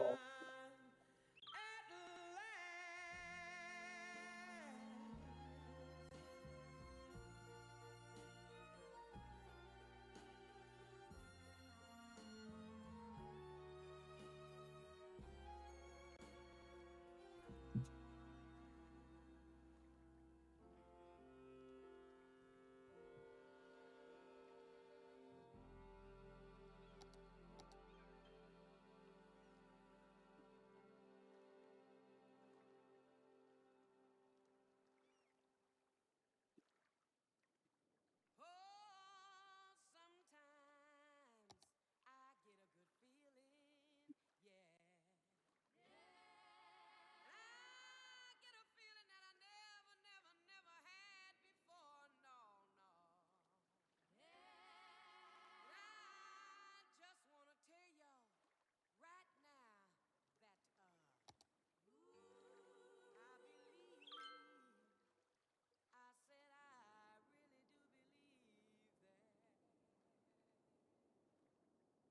something got a hold on me, yeah, yeah. Oh, it must be love. Oh, something got a hold on me right now, yeah, child. Oh, it must be love. Let me tell you now, I got a feeling, I feel so strange. Everything about me seems to have changed. Step by step, I got a brand new walk. I even sound sweeter when I talk. I say, whoa, whoa, whoa, whoa, whoa, whoa, hey, whoa, it must be love. You know it must be love. Let me tell you now, something got a hold on me, yeah, yeah. Oh, it must be love. Oh, Lord, something got a hold on me right now, yeah, child. Oh, it must be love. Let me tell you now, I've never felt like this before. Something got a hold on me and it won't let go. Believe I'd fly if I only could. Feels so strange, but it sure is good to say, whoa, whoa, whoa, whoa, whoa, oh, hey, hey, whoa, it must be love. You know it must be love. Let me tell you now, my heart feel happy, my feet feel light. I shake all over, but I feel alright. I never felt like this before. Some got a hold on me and it won't let go. I never thought it could have happened to me. You got me happy when I'm in misery. And I never thought I'd feel this way. Love sure gone and put a hurt on me. Say whoa, whoa, whoa, whoa, whoa, hey, yeah, whoa, it must be love. You know it must be love. You know it walk like love. You know it walk like love. You know it talk like love. You know it talk like love. Make me feel alright. Make me feel alright. It's a feeling.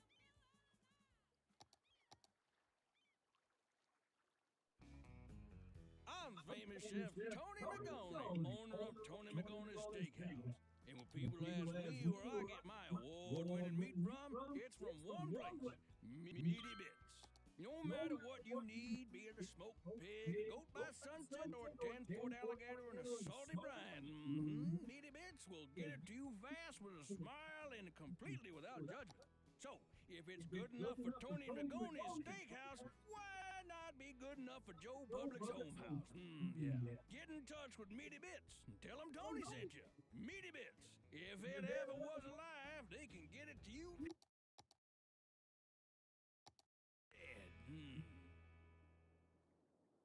Pernu apparel. Oh. Italian leather. Italian threading. Pernu is Italian for jean jacket. We take the second best of Milan and with an appropriate markup bring it to you. Just because you don't have taste doesn't mean you shouldn't have pants. Pernu apparel. Clothes, but not quite.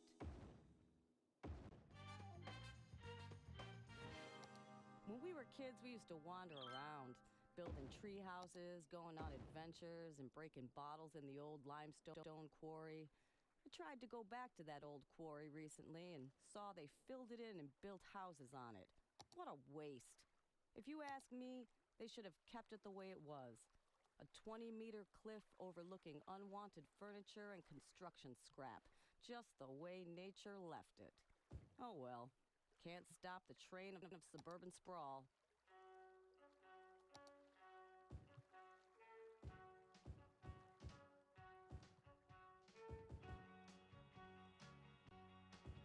I was cruising in my Stingray late one night when an ex-K pulled up on my right. He rolled down the window of a shiny new Jag and challenged me then and there to a drag. I said, "You run, buddy, my mill's running fine. Let's come off the line now at Sunset and Vine. But I'll go you one better if you got the nerve. Let's race all the way."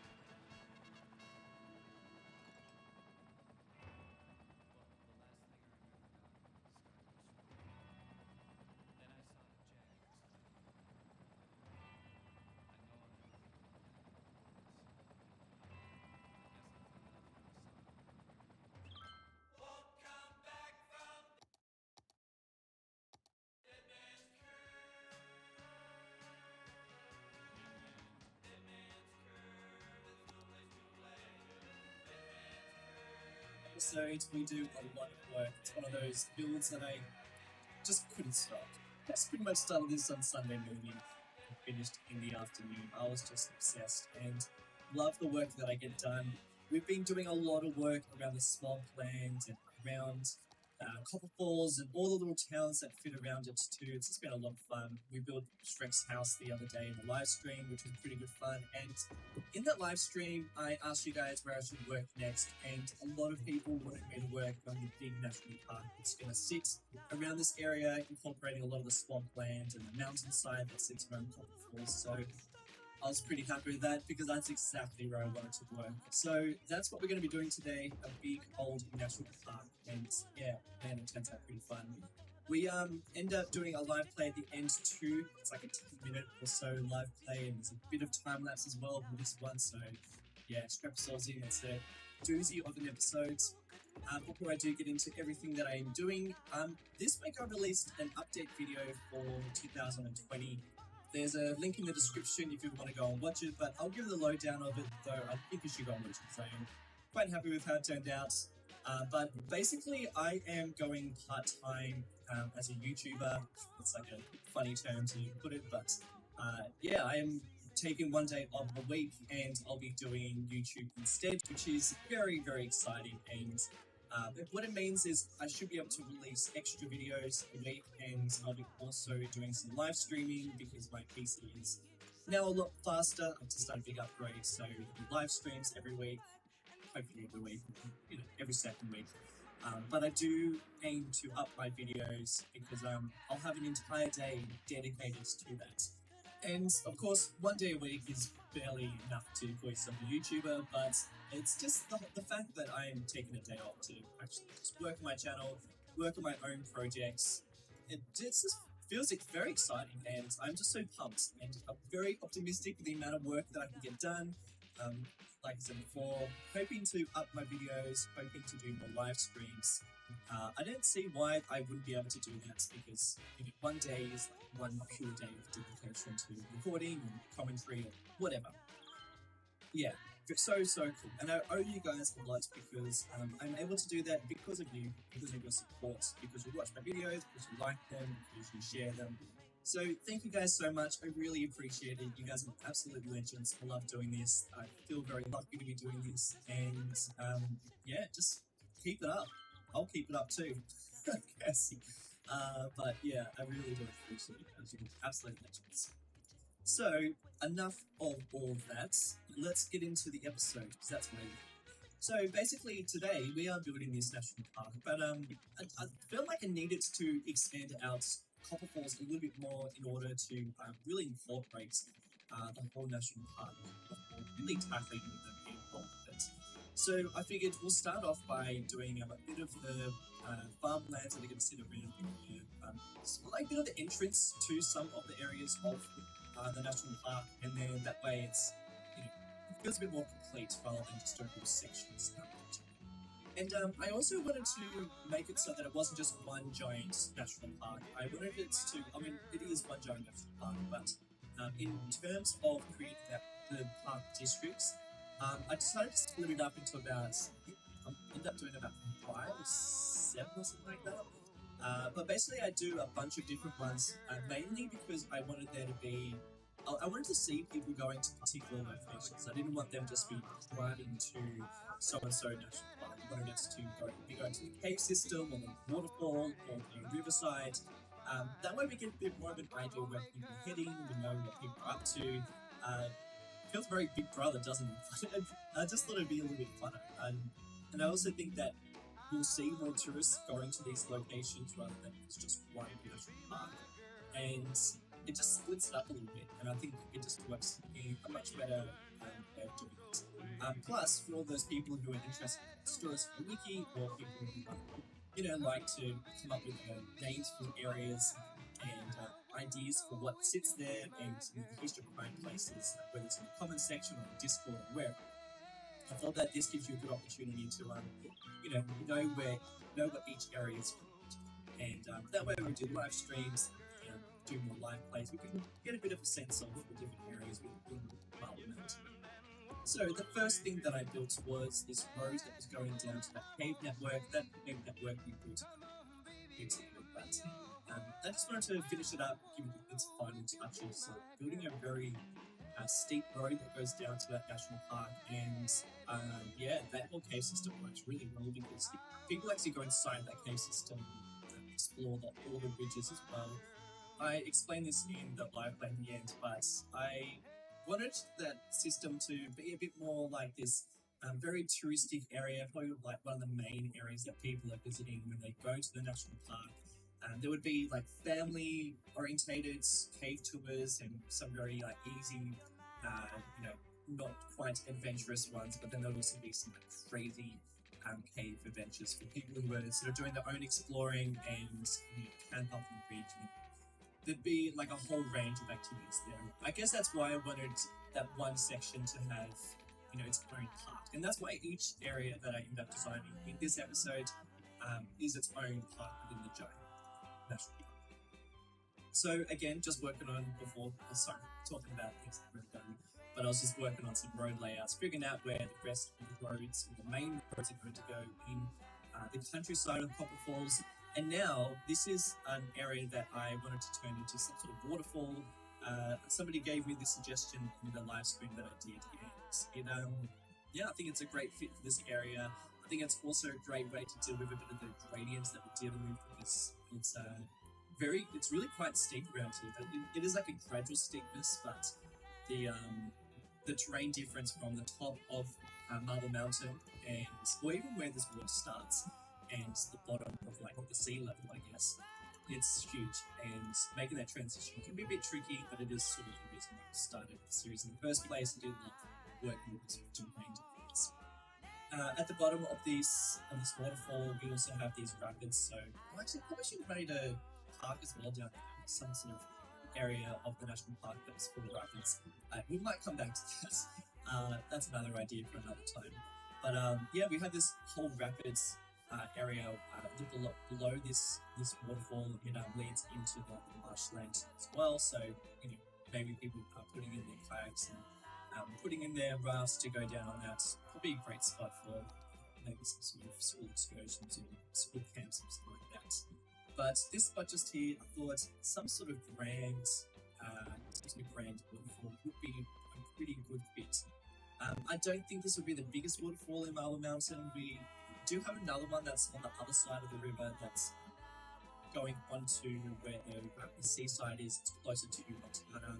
I think that's a bit bigger and it's probably going to be a bit grander than this one. But this is like a nice surprise. You might not know that this waterfall existed until driving past it. So I thought we'd have a couple of lookouts, and I ended up placing down a little beach down there too with some camping.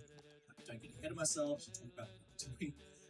You saw me as well working with some of the rocks and the boulders. They're really tricky with water because the water doesn't like the boulders very much. I really wish that the water would run through the boulders, or if they worked more of a rock rather than, I think they're a building technically, but I'm not quite sure. But if they were a prop, then we'd actually see water running through. Instead, they are just clashing with the water. The water doesn't really do things to move around these boulders. Though I try to sometimes use that to my favor, so you can actually get some really sharp angles with that water, especially when you're doing it as part of a waterfall.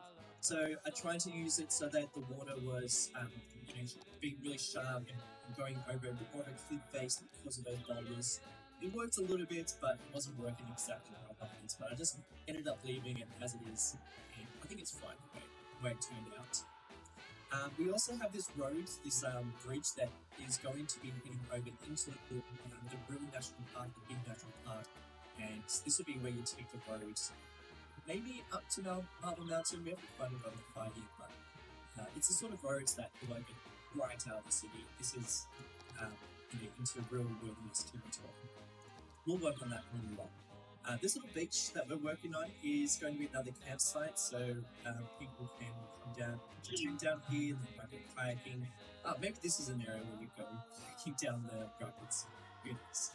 But yeah, it's quite a rocky area, and it's unfortunate that the rocks don't match the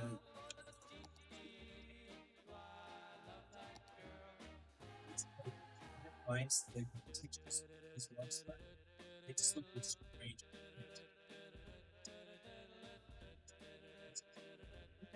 That we're working with, and it's actually not too bad when you end up placing a whole bunch of trees next to it. So that's probably why I'm going to be heavy with the trees. It is a very foresty area, but these big pine trees, they look a lot when it comes to finding all the richness, all the differences when it comes to Friday night, anyone who buys at least 2 games of bowling gets a free bowl of chili. So don't wait, book a lane now. And I also wanted, I don't know if you noticed, but I placed that distributed at the not end fun of your visit. That way you can area enjoy it down there. wherever you I think want, that was a nice in a touch. park, at Gets people home, down or there on and a some full construction animation site. scene. In the meantime, you'll have all the fun that bowling can provide. And again, back making and that be into reminded another that you're park. not And actually if you have that good any at bowling, name suggestions Andy's or bowling alley. ideas for things that might be the story or history or different features of these sort of places, then you can always head on over to the Discord server. There's a big chat going on. I know you guys are probably still talking about this, but there's a big chat going on about the different things that I do build in each episode. If you ever want to write or come up with any of the names, that's just leave in the description. The comment section will tell you. You guys don't have access to the description. But yeah, definitely do that, because I don't really name anything in this. It's mostly up to you guys. Although I did I ended up naming this town that I built in the last stream that I just did on Monday. I called it Random Marsh, which I guess pretty good since there's more work for the anyway, again, we're not talking about that. We're talking about what I just built. And I just built a very, very small group of houses that sit within. They're not really in the national park, but they're just on the fringes of Copper Falls. I really love this spot. They're some pretty rundown looking houses, but I think they're in some pretty nice thing to go to. I think if I was going to live anywhere, I know I've said this a couple of times, but I think this might be my newest favourite area to live in. You know, rushing water, you got the waterfall, really close to National Park, and you're not too far away from the main city. So I think that'll be a really sweet spot to live. I wanted to also just expand out this area a little bit so that it also sort of erupts with all of a sudden this forest and nothing else is detailed. So I decided to place down this farm. I guess it's probably not really a farm, it's more of like an apple orchard or something like that. So decided to do that. There's a few of these and they're really easy to make. Ended up just using the prop line tool to drag and cut all those bushes. They make for some really nice generic looking, I guess, farm. What do you call it? Farm? Some sort of orchid, I guess, or orchard, how would we say it? I think they work really nicely in that sort of a way, and obviously you don't see the fruits of them, and they don't actually act as agriculture, but they still look quite cool when they're really nice gap fillers, particularly in places where you have some very steep gradients, and that's exactly the location that will work with those. Any sort of farm I don't think would work, or maybe cattle would work around there, but I don't think any crops would grow very nicely in that area. So I figured that would probably be a good spot. We'll have to get some sort of banana plantation too. We'll have to do like a big area for that. What I am doing now is we're working in like this deep foresty area of this national park. Again, calling it a national park because I don't know the name of it just yet, but this national park is going to be quite foresty. It sits right in the foothill of Marble Mountain 2, the invisible mountain of Marble Mountain. Something that I did notice was there was it's quite high up the mountain you get. Rather than it just feeling like one giant mountain, I wanted it to be almost like there were like little mountains as part of Marble Mountain, which is very typical in mountain ranges in real life. So I decided just to make a bit more of a valley and just snake a main, like a bit of a highway that we've sort of got to get people around. And deeper into the national park, I dare say you might build some sort of small village in here, but it's going to be ridiculous.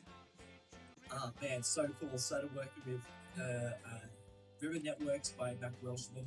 I'm finally using them to the way that he probably intended them. These are really useful networks that can create some really awesome streams. I struggled for the first part, mainly because I wasn't doing it properly. What I needed to do is I needed to place like a small body of water at the top of this river, and then that would just out is I was using a very small network and trying to get a really small stream, whereas I should have been using a bit more of a mid-size network, and then that way the stream water actually goes down like a little bit on the part of it.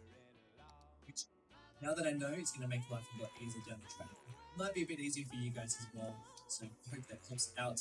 But basically, if you want to make something really small, don't go for the small network because the water will end up filling that up completely. Whereas if you go for something rather mid-range, then it'll funnel into those into like the smallest part of that network rather than the entire stream, the entire network.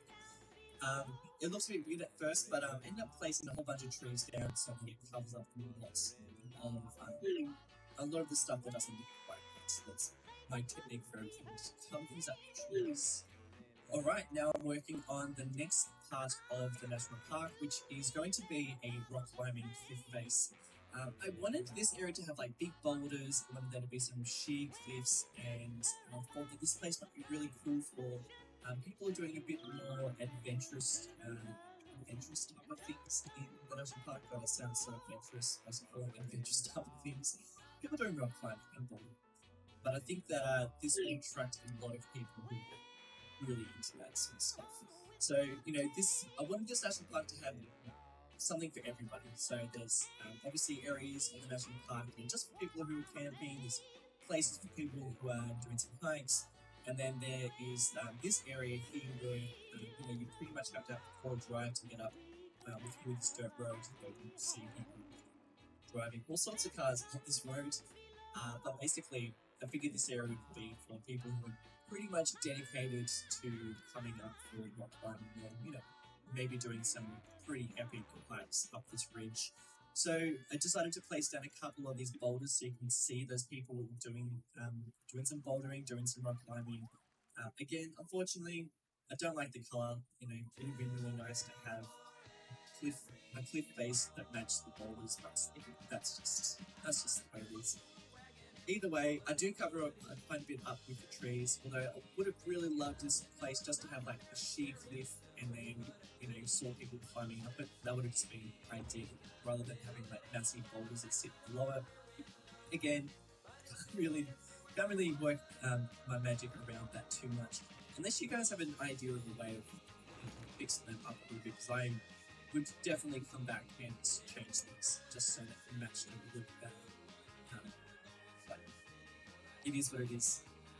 Now we're going through and just getting a bit of the trees in, just to cover up a bit of the things that aren't working, and mainly just to bring this place to life, because I wanted the valleys to be very lush and very green with some bigger trees.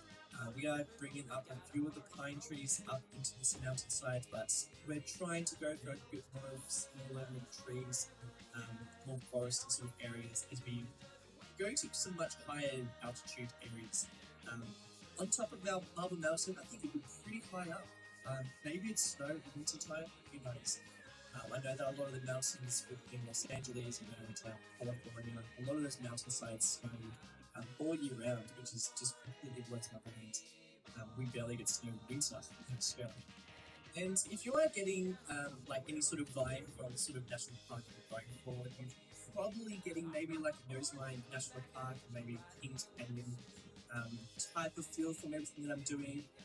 Though I'm not really using any sort of reference photos for this build, probably because I know those national parks so well. I've never been to them, but just know them from a lot of like documentaries I've seen, and just even on Google I've been checking out. It's just incredible, especially in Google. But yeah, I'm not really taking anything from inspiration, just sort of building. I think it's sort of like a mix of my own idea, my own experiences going to national parks, even in Australia, I think isn't quite similar.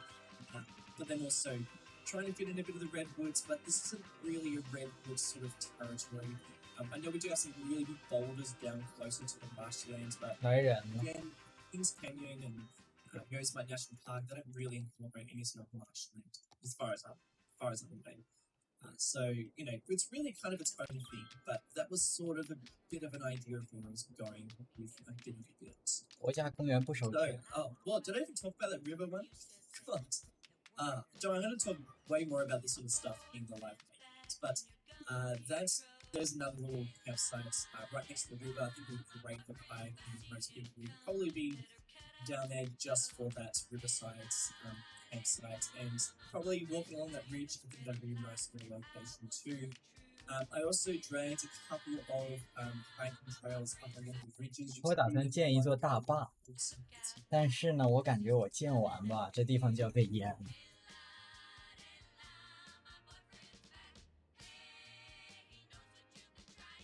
咱们先疏散这个区域吧。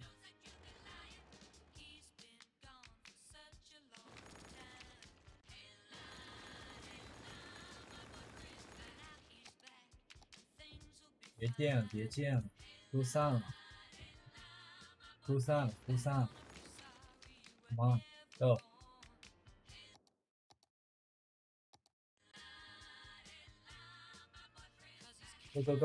我等他们车都离开了，我再开始。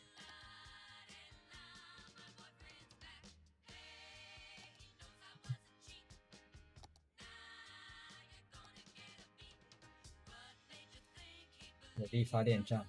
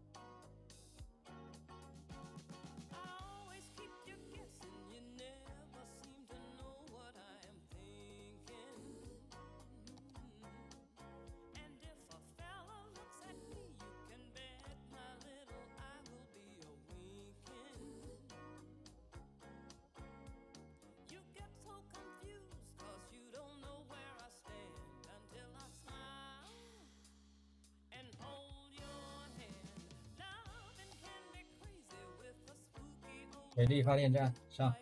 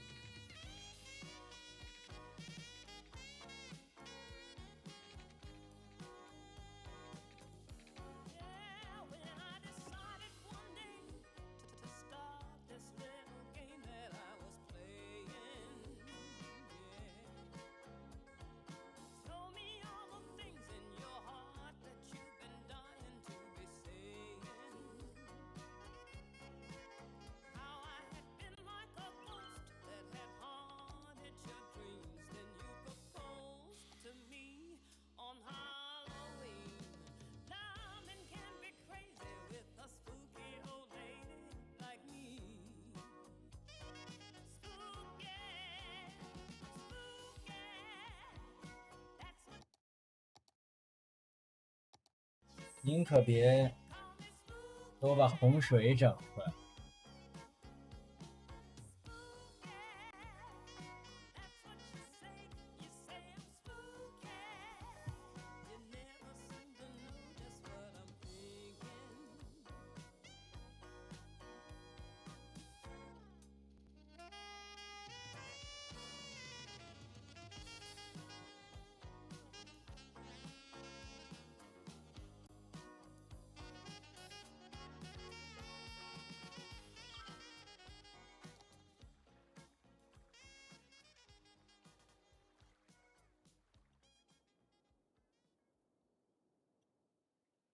不是，它为什么不开闸呀？这玩意到底什么原理？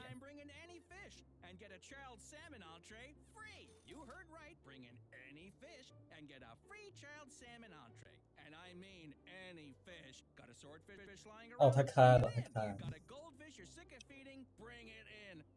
还要积累到一定高度，积累到这个地方，对吧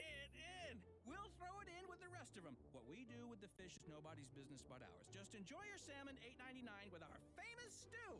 So, welcome on into Fish Brothers Seafood themed restaurant where everything's a great catch.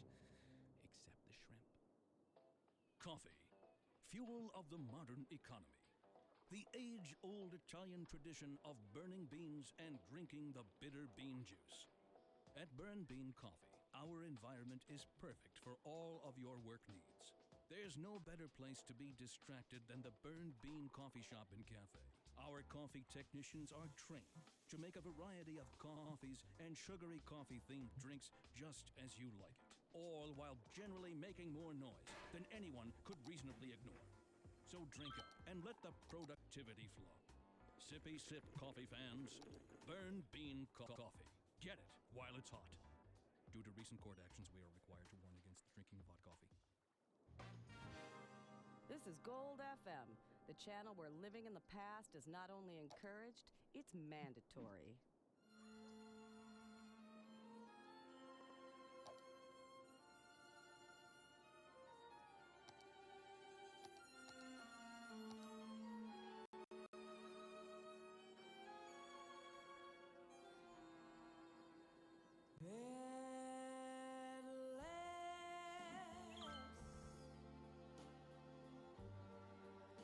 My love has come along.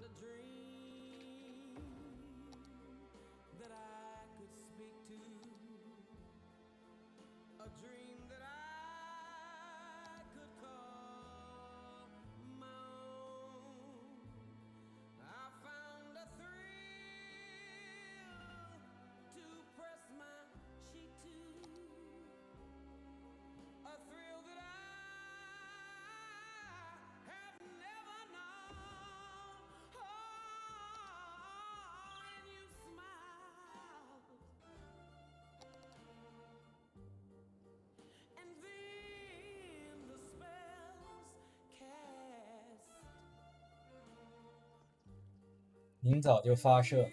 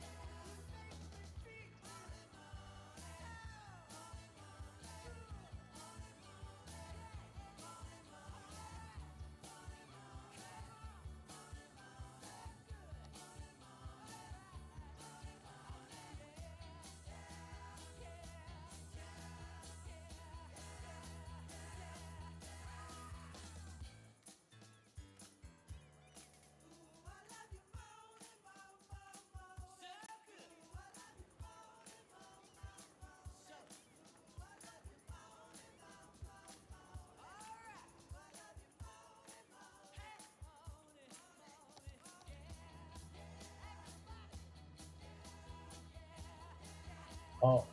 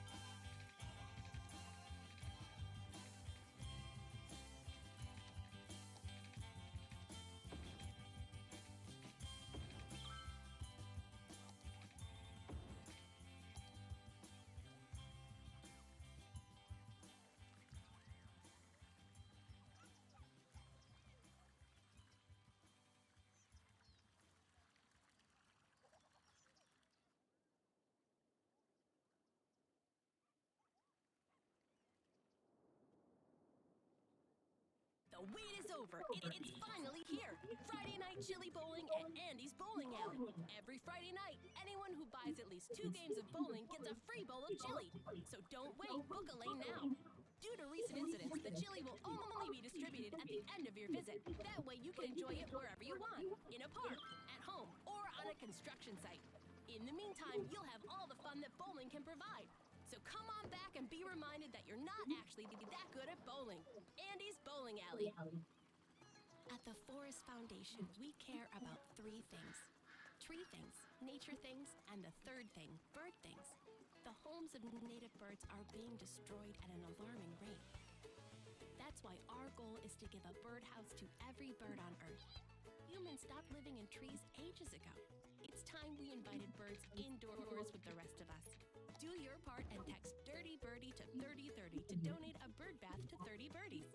You can either be part of the problem or you can be with us, the Forest Foundation.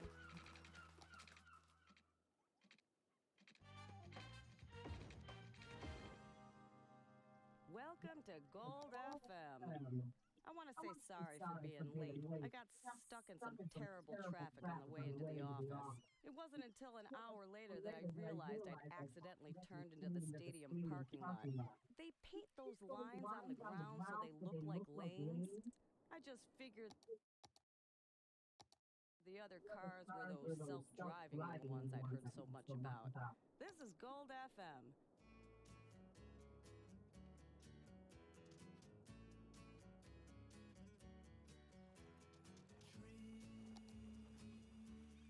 Swaying in the summer breeze, showing off their silver leaves as we walk by.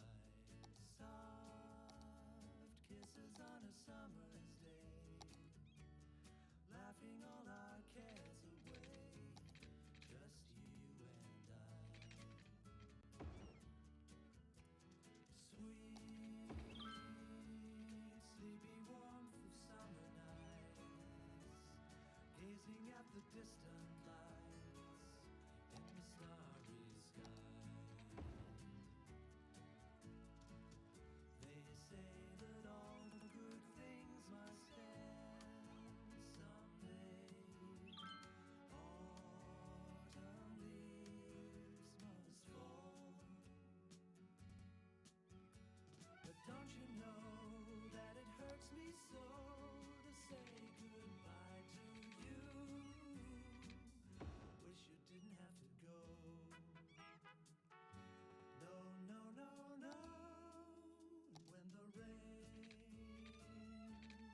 beats against my window pane, I'll think of summer days again and dream of you.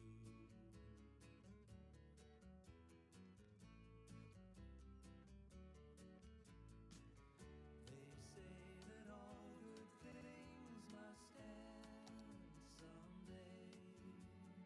Autumn leaves must fall. But don't you know that it hurts me so to say goodbye to you? Wish you didn't have to go. No, no, no, no. And when the rain beats against my window pane, I'll think of summer days again and dream of you. And dream of you.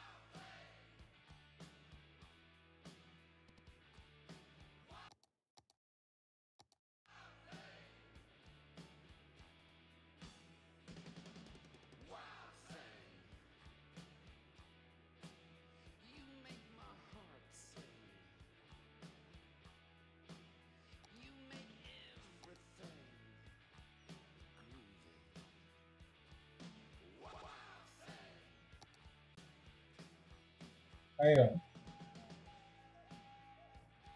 累死我了！这路线，我的天，真的就是没完没了。哎，疯了疯了疯了！什么时候能到顶？猴年马月能到顶啊！啊！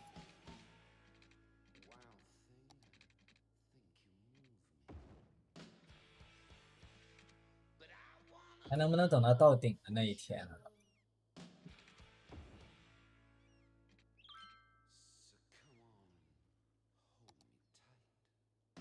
哎，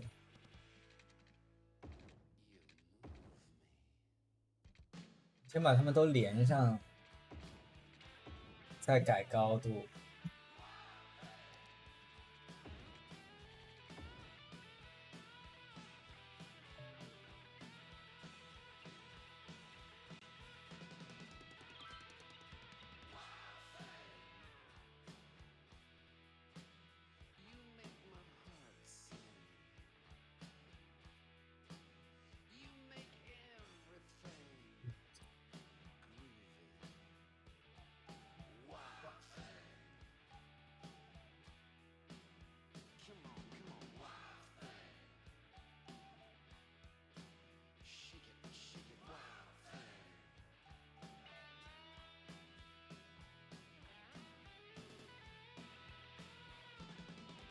我的妈呀！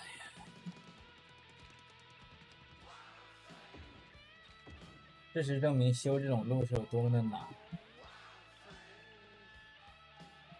丢一条上山顶的路是有多么的难。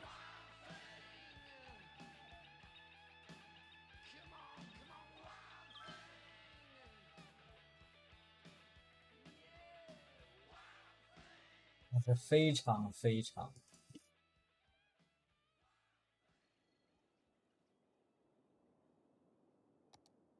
我的 fucker， 怎么还差这么多？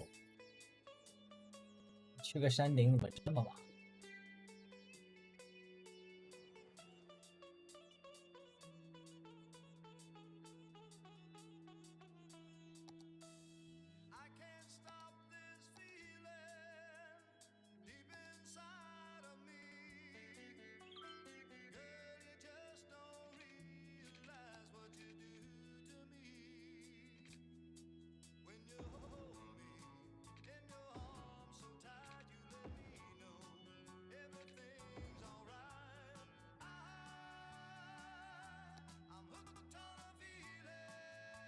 开通缆车，成就已解锁，运送5000名乘客。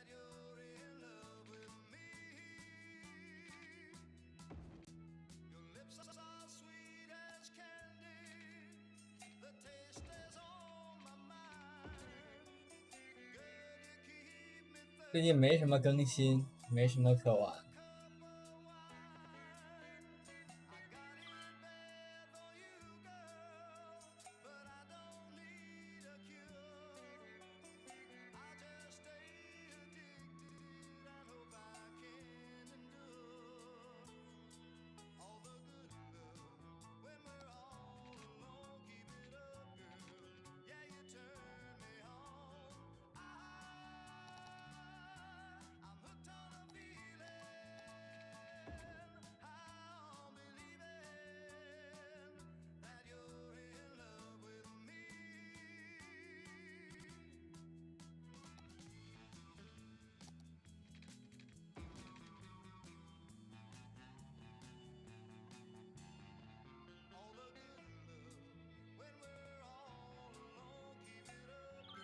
没看，我也没看过回国机票的，不知道这件事。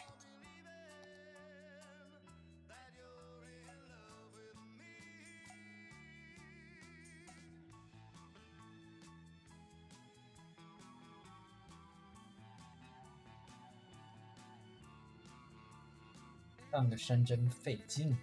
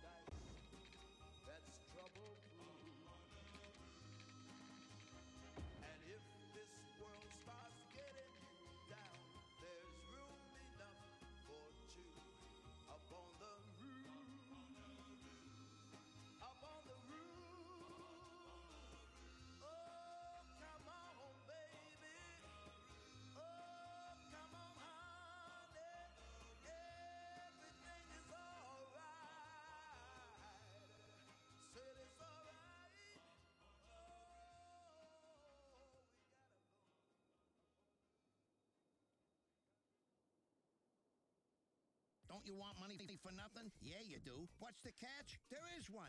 Anyone who wants it can have it. You just have to ask for it. Our 3-day sleepaway camp is the perfect place to strike it rich. Who are we? Well, we're the #1 dream makers in the region. And you are a motivated, driven, confident individual who has a desire to make it big. Run! Don't walk! Get your heart rate above 120. This is exciting. This offer is just for you because you deserve it. Come alone. So don't wait. The early bird catches the worm, and the worm is a bus at 143 Industrial Way that leaves at dawn. So grab destiny by the horns. Go on, grab it. It's yours for the taking. Money for nothing. We all want to be prepared. We all want to be sure that the people we leave behind don't think we're jerks. That's where Final Insurance comes in. We provide peace of mind for when you rest in peace. For a small monthly sum, you can spend your final years knowing that Final Insurance has everything taken care of.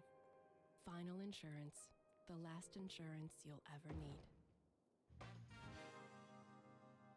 You're listening to Gold FM, where vinyl is worth more than gold. Or the same, maybe a little less. It's just vinyl.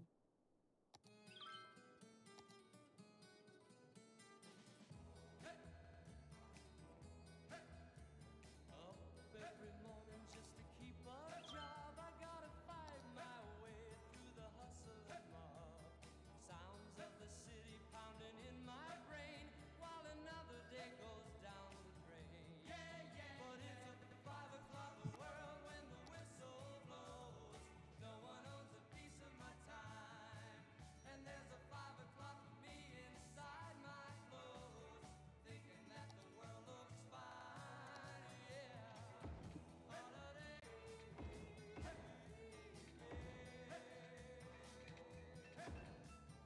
Trading my time for the pay I get, living on money that I ain't made yet. Gotta keep going, gotta make my way, gotta live for the end of the day. 玩过，那肯定玩。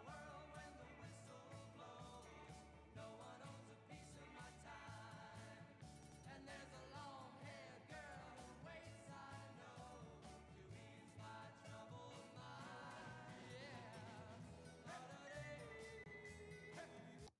是不是这个东西导致？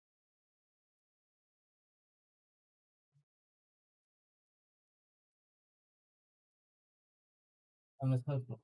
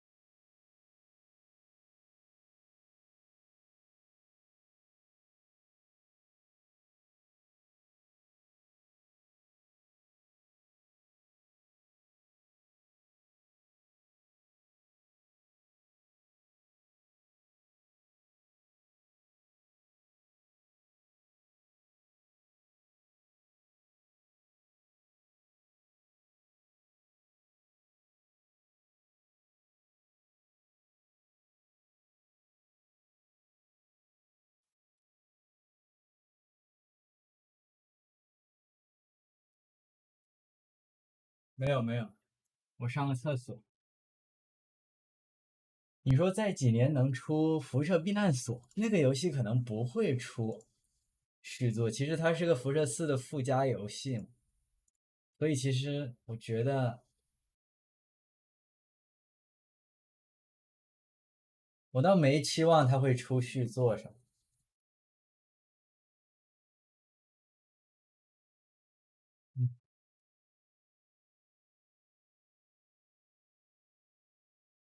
我们看一下这里啊，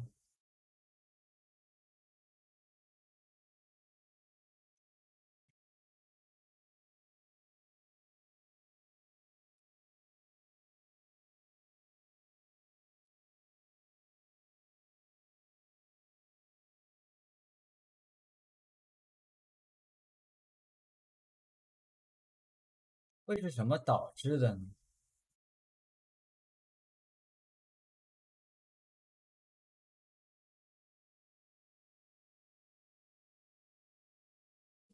？Deco prop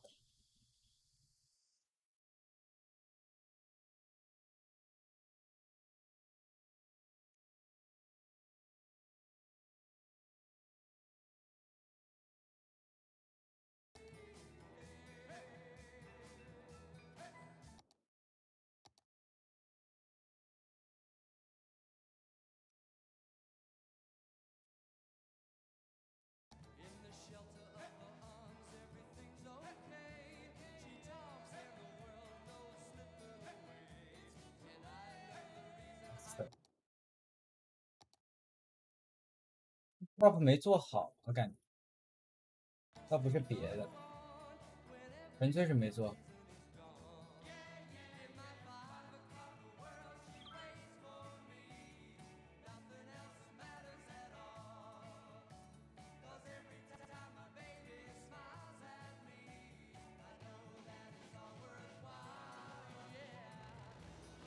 那我觉得这样很难看。那我到底怎么上去啊？我们怎么才能上这个峰啊？我就想知道，今儿上不去了是吗？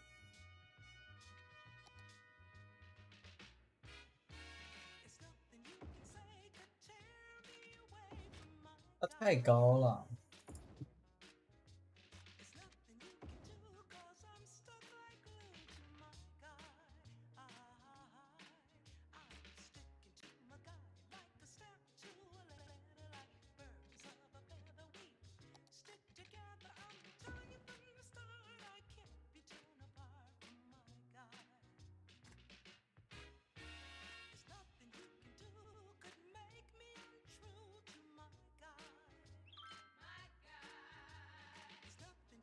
实在太高了。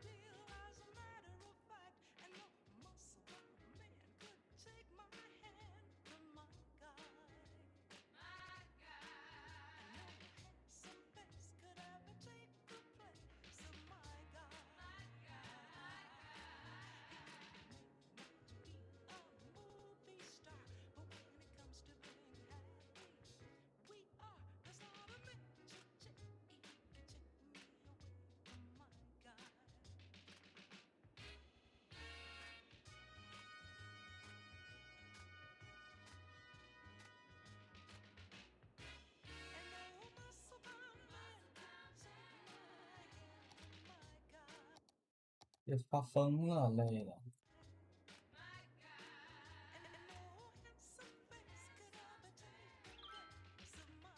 哎，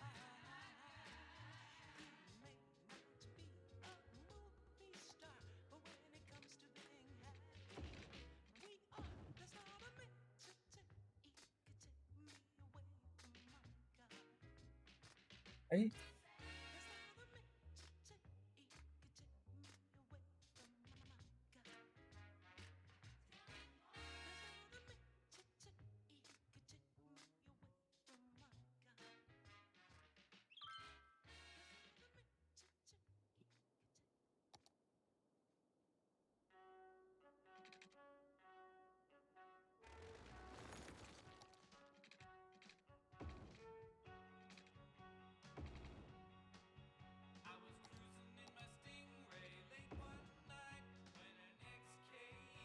不过你不讲究真实性，你直接这样都行，因为那帮刁民反正上得去。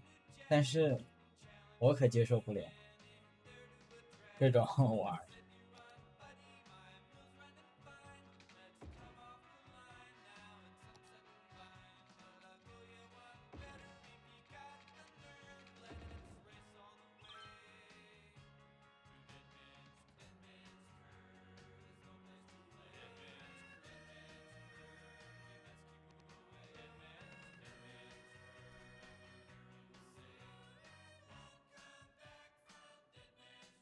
再这么搞下去，山峰都要被削平了。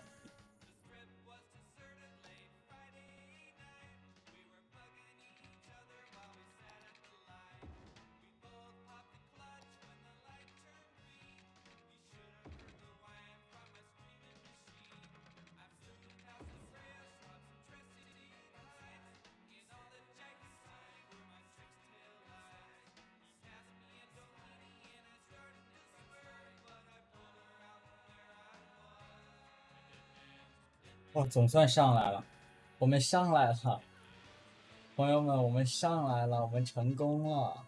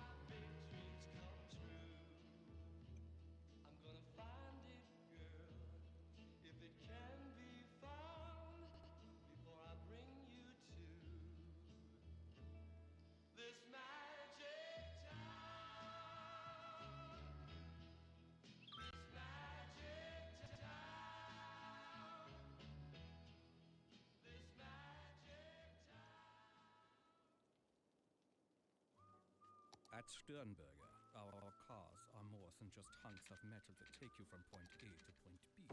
They are also composed of industrial plastics, polymers, and rubbers. We also know it's what's in the car that is more important than the car itself. And that's why it can also carry up to 300 kilograms of human, animal, or consumer goods cargo.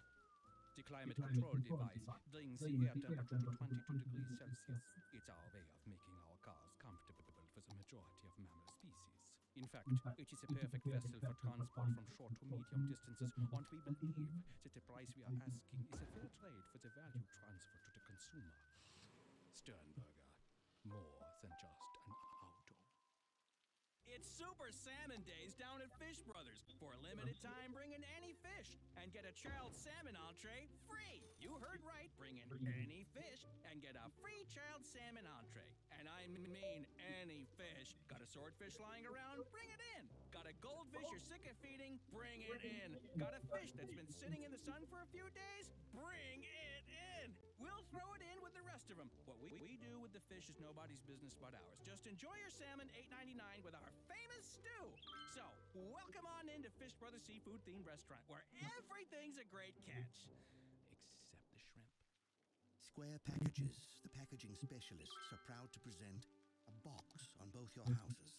The untold story of the invention of the box and the family rivalry that nearly destroyed it.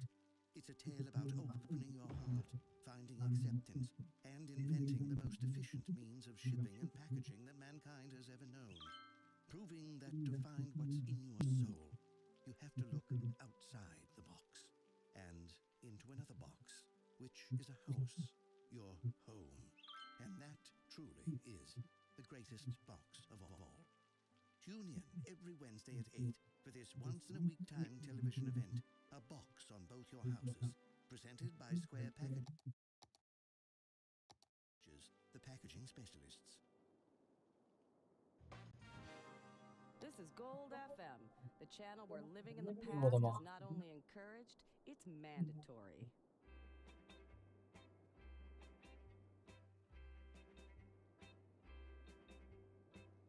Tonight you're mine completely. 变态。 You give your love so sweetly. Tonight the light of love is in your eyes. But will you love me tomorrow? Is this a lasting treasure? Or just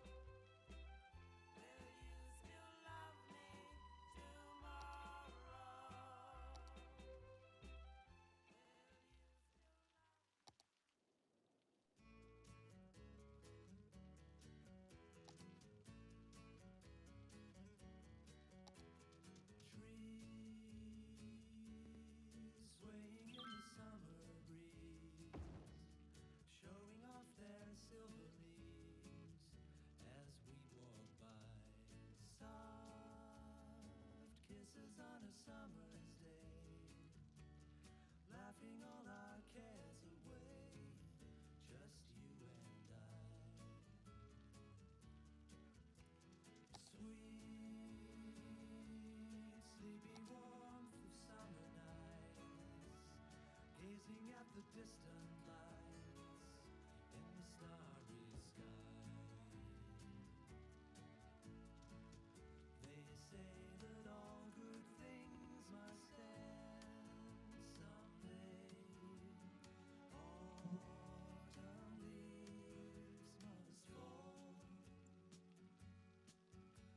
But don't you know that it hurts me so to say goodbye to you?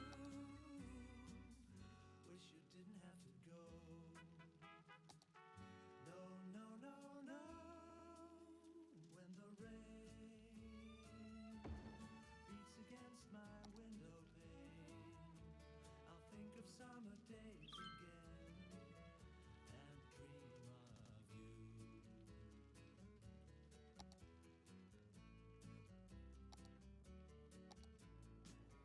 They say that all good things must end someday. Autumn leaves must fall. But don't you know that it hurts me so to say goodbye to you? Wish you didn't have to go. No, no, no, no. And when the rain beats against my window pane, I'll think of summer days again and dream of you. And dream of you.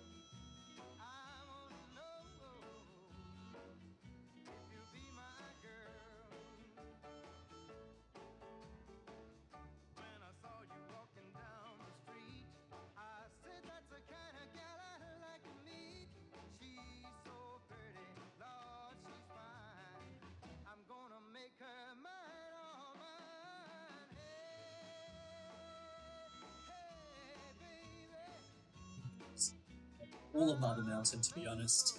Didn't bother looking at the city because I think the frame rate would be pretty tragic from up there, to be honest. But I think that would be making some pretty good cinematics at some point. Maybe we'll do that in this episode. And then I've just done something very sneaky as the main entrance into this whole area, using one of the park entrances of the national parks and making it into a drive-through one, which I'll talk a bit about how I created that in the live play. You probably saw a bit of it, but yeah, it's a bit sneaky. It worked. I don't know how well it worked, but you know, it works. That's and I also wanted some camping spots above these ridges to see some people hiking and getting around. I think this would be one of the main hiking trails of Marble Mountain, but we will make some more, especially when we start working on the pine forest, like redwood forest, and some areas around the desert as well. I think we're making some really cool hiking trails. Big episodes. Let's get into the live play, and I'm going to give you a bit more of a lowdown of all the things that I got up to in the time lapse. Man, oh man, have we made some progress in Marble Mountain. This is such a long episode. I can already feel that it's going to be a real long one. I've got a few things to show you in this live play, so we're just going to keep powering through, and you know, you guys can just appreciate a big long episodes. I've just finished up a live stream I did it on Monday. I'm sure a lot of you guys watched it on Sunday, but yeah, if you've just watched that, I'm pretty much just jumping straight into this live play to give you a bit of a tour. So let's go through some of the areas that we've been building. Now, we built this a couple of weeks ago, but I've just finished it off. Basically, the way that this now works is I ended up having to plot down, and no complaints because I think it actually adds a lot, but I've had to plot down a couple of different parks up here just so we can start getting some people actually using these tracks. So we've got some people camping, we've got some people visiting one of the cabins, and people are actually making the hike through the caves and up into the ridge, which is exactly what I wanted. I've made this its own national park, though, like I said, or like I'm probably going to say in the time lapse, it's all part of the same national park, but basically so that we could sort of name areas and, you know, have a bit of a story behind each little spot, and so we can actually get people going to different parts of the national park. I've split it up. So this cave system, originally I was just going to have it like this big, but I wasn't really getting I wasn't getting very many tourists, mainly because there weren't any parks within the walkways. Now I've dragged it all the way up here so that you get people making the journey from down here and going for a big walk up to this campsite. I plan to extend it a little bit further so we can actually get some people doing some massive walks, but it's just cool seeing people actually making the journey across the ridge, and seeing people just walking into that cave is just so fun. It's just so fun. So the idea behind that is that this would be like a very touristic area. This is a huge reason why people are leaving the city to come to this spot. People are also dying here for some reason. 这游戏里有 cave 吗？ It's not that dangerous, but I reckon some aspects of this cave system would be dangerous. So you'd have some like real low-key, easy caving adventures in here for the whole family, and then you'd probably have some more advanced stuff. So the people doing the more advanced stuff will probably make the trip up to this campsite here and would do some camping. I need to drag some fences, but yeah, I reckon there'd be this whole ridge up here, and that's probably just like one network of it. To get here, people are making the journey all the way through the Copper Falls farmlands. We've got some vine down here. 那这岂不是方便？ I mean, the road it's a little bit steep. I like that it's steep, but I don't want to do it like a dirt road because I want, you know, the average vehicle to actually be able to make its journey down here. So very foresty. I want to keep it a bit of a mix of pine trees and like much lower type of foliage.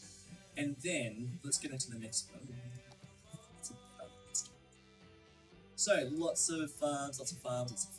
We're going to continue farms around here, but over this side we're just going to keep it pretty bushy, because that is all the national park.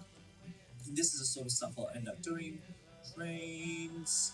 A couple of people have built some houses around here, which I think would be a really nice spot to live, except for over here. Probably a little bit annoying and noisy.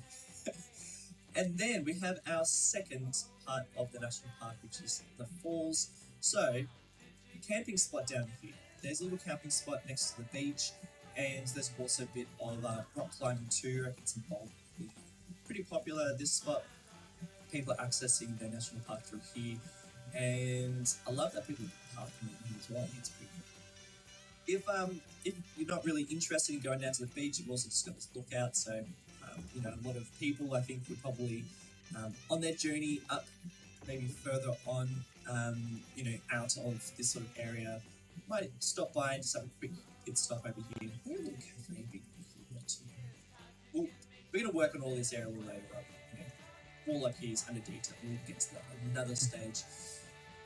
I'm somewhat happy with the falls. I mean, this needs a bit of work, and would love some of these rocks poking through, but unfortunately, when water and rocks just don't go well together, they don't play nice. I think that's fine. All the time being at least.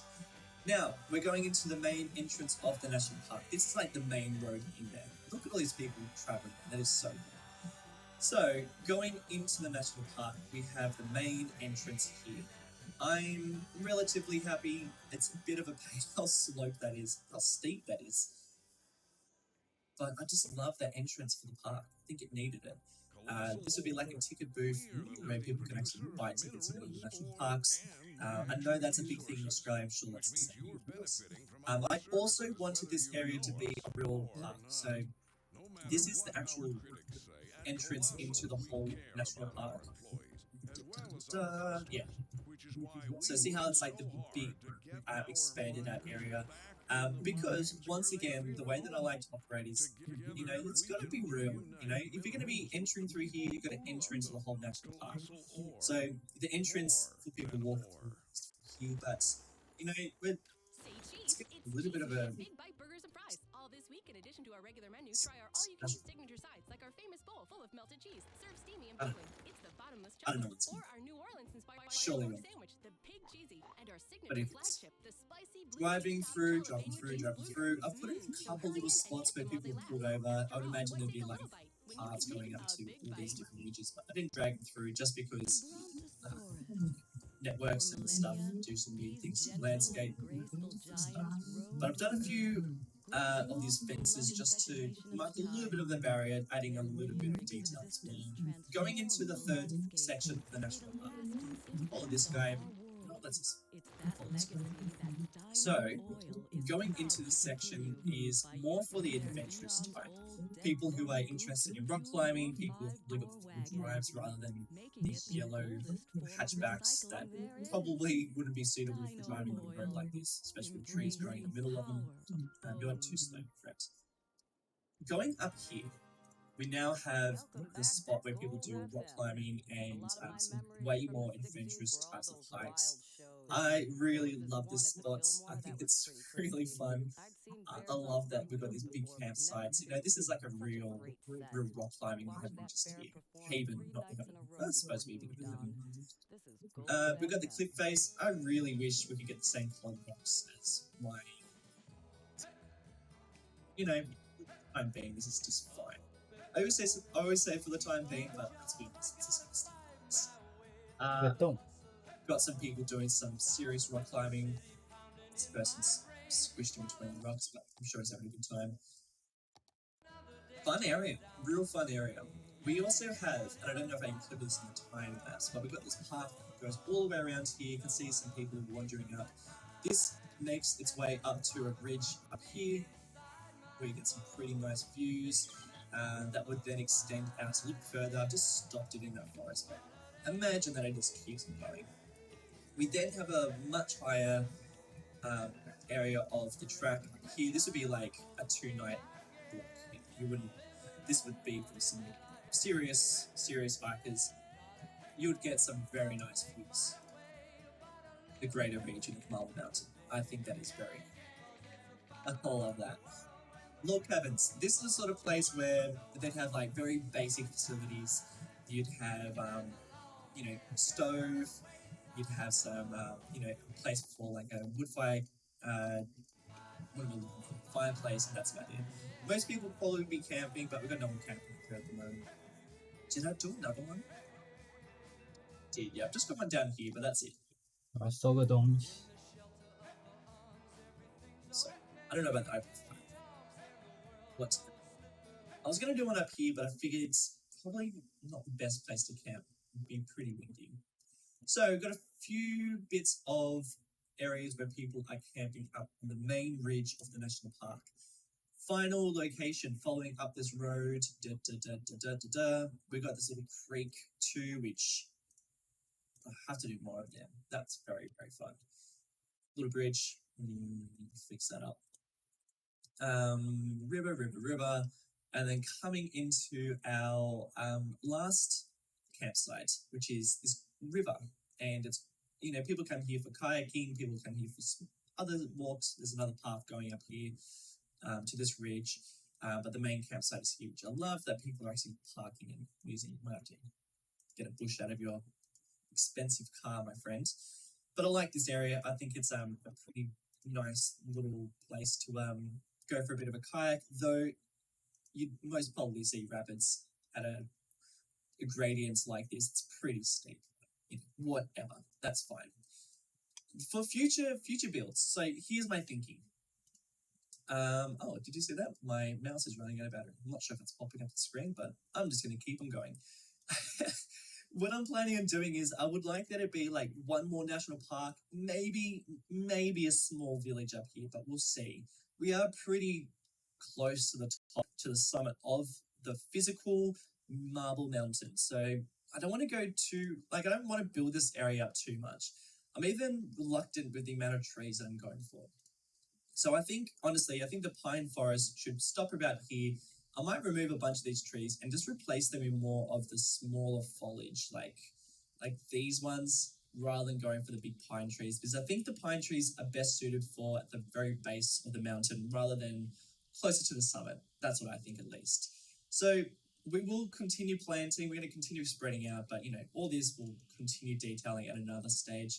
Let me know when you do want to see me do that. If you're interested in this sort of stuff, this is the stuff that I'll live for in Marble Mountain, to be honest. I love doing this sort of work. But look at all this work. I mean, look at all this stuff I've just been doing. It's pretty epic. The idea is I would like to extend out these roads, potentially crossing around here, some like crazy mountainous scenic drive. I think would be really cool. And coming down to, I think it's Serrano Valley, I believe. I'm going to continue this road too. It's going to come down to this this little area down here, which again, I'm going to have some sort of very touristic town that's going to sit in this spot. It's going to be really nice, like log sort of buildings, like some nice bridge. It's going to be very nice. A lot of boats in the water. And then, then this road's going to snake up and somehow connect up to this one. And we're going to get roads going all the way through here. And this needs to be detailed, and it's pretty bad at the moment. Far out. What an episode. I've really loved putting this one together. And if you guys have enjoyed watching it, then please let me know in the comments section below, or just by rating up the video. That helps me out a ton. So thank you for doing that. If you have done that,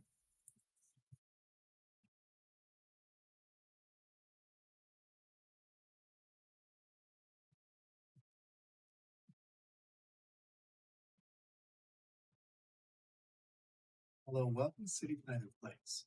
In this tutorial, I want to discuss a couple of issues that new players routinely see in the game, and that is not having enough workers, not having enough educated workers, and not having enough customers.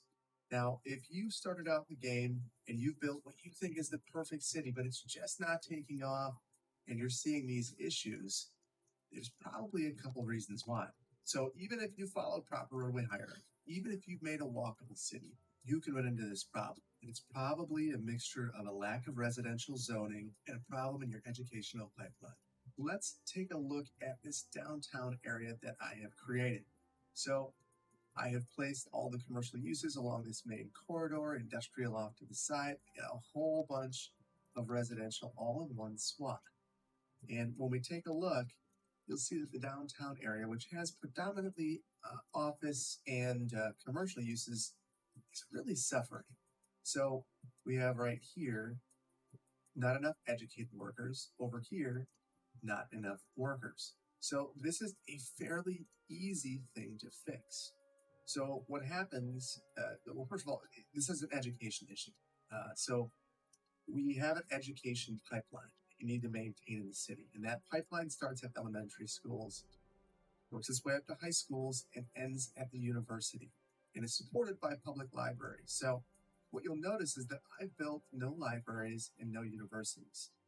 You could build a library that's not going to necessarily solve your problems, but it's good to support, or to have to support your educational system. So I'll place one of these along the main grade. But the real thing I'm missing here is a university.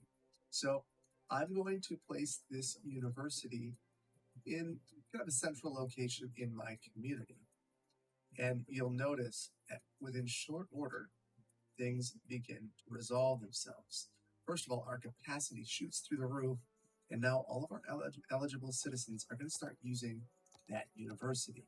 So let's do a quick time lapse and see what happens in our downtown area. citizens are going to be I have created. You're seeing these issues. It's probably a mixture of a lack of residential zoning and a problem in your educational pipeline. Let's take a look at this downtown area that I have created. So I have placed all the commercial uses along this main corridor, industrial off to the side, and a whole bunch of residential all in one swath. And when we take a look, you'll see that the downtown area, which has predominantly office and commercial uses, is really suffering. So we have right here, not enough educated workers. Over here, not enough workers. So this is a fairly easy thing to fix. So what happens, well, first of all, this is an education issue.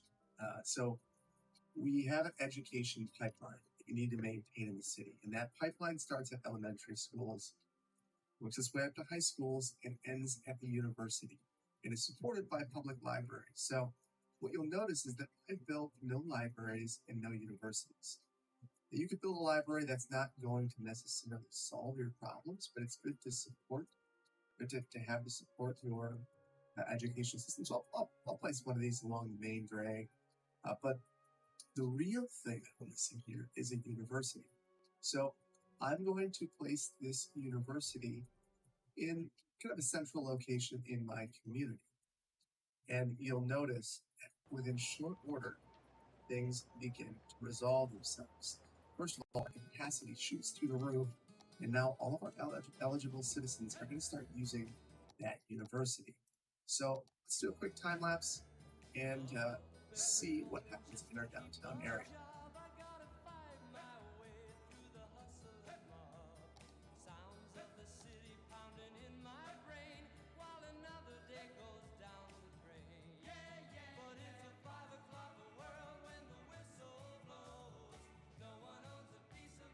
We've made some progress, but one of the things that Avenue University did was actually make our utility demands much more dire. So now we've experienced a great deal of population. So what we're going to do is take care of those needs. That should really help our city continue growing. So we need water and sewage capacity, so we can add it now. And our garbage processing status is also not in a great place. Let's fix that as well. Okay, so at this point, I think we're in a much better spot. And if we get back to looking at this area, I would venture to say that this issue resolves itself.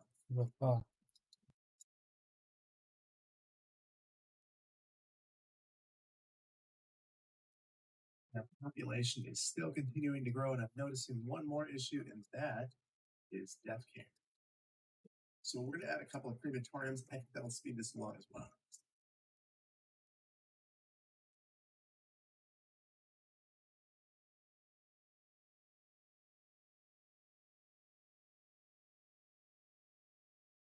Okay, so I started this video 20 minutes ago, and I now have a downtown that is vibrant. It has a lot of activity, and there are no educational demands that are being met in terms of employees. All of the businesses have enough employees and educated employees. And this all came down to adding one key building, and that's a university, because that was what was missing in my educational pipeline. And you can see it's not just that side of the downtown area, it's also this side. We are completely good in both sides of the downtown, and our community is thriving. Our demand is up, and if you look, our budget's actually stabilized. And the main reason for that is now all of this residential area was able to fill in now that we have our educational system in check. So it's really important when you're playing the game that you make sure that all these systems are working. Oh, and that you don't do this. Never zone in a roundabout. That was the only one. Anyway, making sure that you're meeting all of your educational needs will ensure that you're able to level up all of your buildings. So one of the things that I think we're able to do now is just take a look around. When we look at our houses, we're at least beyond level 1. in most of them, and most of them are looks like level 3 or better. So that is a huge benefit. And when you look at the people who live there, we have educated workers and well-educated workers, and some there's still a lot of uneducated workers. We might want to take a look at our pipeline and make sure it's stabilized. Right now, it looks like from an elementary school standpoint, we're great, but we don't have enough high school capacity. So there's probably some good merit to adding at least 2, maybe 3 more high schools to stabilize the school system. So you might wonder, why did I have to wait so long to get this to be vibrant? All of those people had to make their way through the education system, and that takes time. Just like it does in reality. You can't become a university town overnight. You've got to wait for children to become teenagers that are educated, and teenagers that are educated to go to the university, and those university students to graduate before you have the workers you need for these businesses. So the other thing I like to check is policies. You can always have the education boost policy, making sure that everyone's going to school, and make sure that you don't have policies like there's a policy that will actually prioritize working over going to school. So school's out. That's a policy that you should really only target to a district unless you want to include Power City. And you want to plan on having a big commercial district or office district. This is the kind of thing you want to really be aware of. So that's how you solve not enough workers and not enough educated workers. What about not enough customers? We'll deal with that next. Okay, and for our next issue, we're going to take a look at another common problem, and that is not enough customers. And this one is incredibly frustrating to get it because it can really seem to be insurmountable. But I'm here to tell you that's actually a pretty easy thing to remedy. So in this area, I've built directly across from the river. I've continued the grid on the opposite side of the river. But I've done a couple of things that are causing some problems. So first of all, look at the zoning. There's no residential near this zone. And let's look at the transportation network. There's only one way to get across the river, so this is a big cul-de-sac. So that's, personally, I think that's a terrible idea in terms of being able to serve it with a variety of city services. That makes it a real challenge. Another thing that I've done to create an issue here is I've taken this 2-lane boulevard, and rather than extending it across the water, I've added a highway. And some people will do this thinking, I need to get people across the river quickly. That's not necessarily the best option because now pedestrians can't walk across. So everyone here is forced to get here with a car, and why would you ever come over here? There's just no purpose. It's not the most happening place to be. You could probably meet most of your needs across the river, and that's what the Sims will do. There's no reason to come across, so why would you? So I am experiencing a couple of oddities here, so we're going to just make a couple of changes, and that should give us a very clean connection across here. I could use move it, up this power line. Probably going to lose all power over here momentarily. So this change will make a significant difference in and of itself. But there's probably two places you want to look at. Number one is your transportation network. Number two is your mix of land uses. And like I mentioned, this is one land use. Now at least there's a way to operate over here as a pedestrian. You could walk across this bridge. So that's helpful, but it's likely not good enough. If you really want to remedy this, you're going to need a better mix of land uses. And truthfully, a lot of times when you see this, it's really an overzoning of commercial land uses. You might just need to catch up with your residential, and you can see here, there's absolutely no demand for commercial zones, but a medium demand for residential, and that's all related to the zoning decisions that are made here. So let's add a bridge across, make a small residential neighborhood. Now I'm feeling that fix things for us.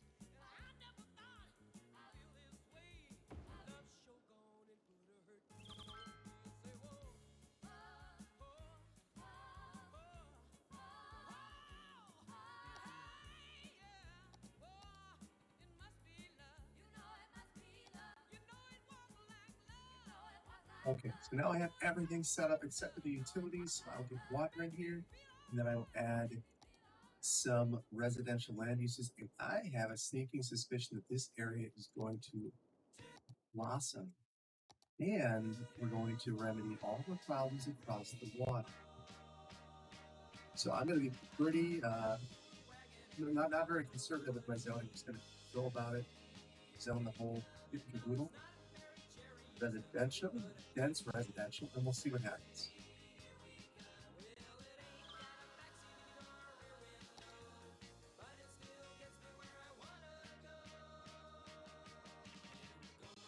So another thing that could be done that we might want to be thinking about would be extending transit to the school area, connecting up to existing high-density residential areas. So that might be another approach we want to take right now. So why don't we make our first subway line, or rather, our first underground metro station.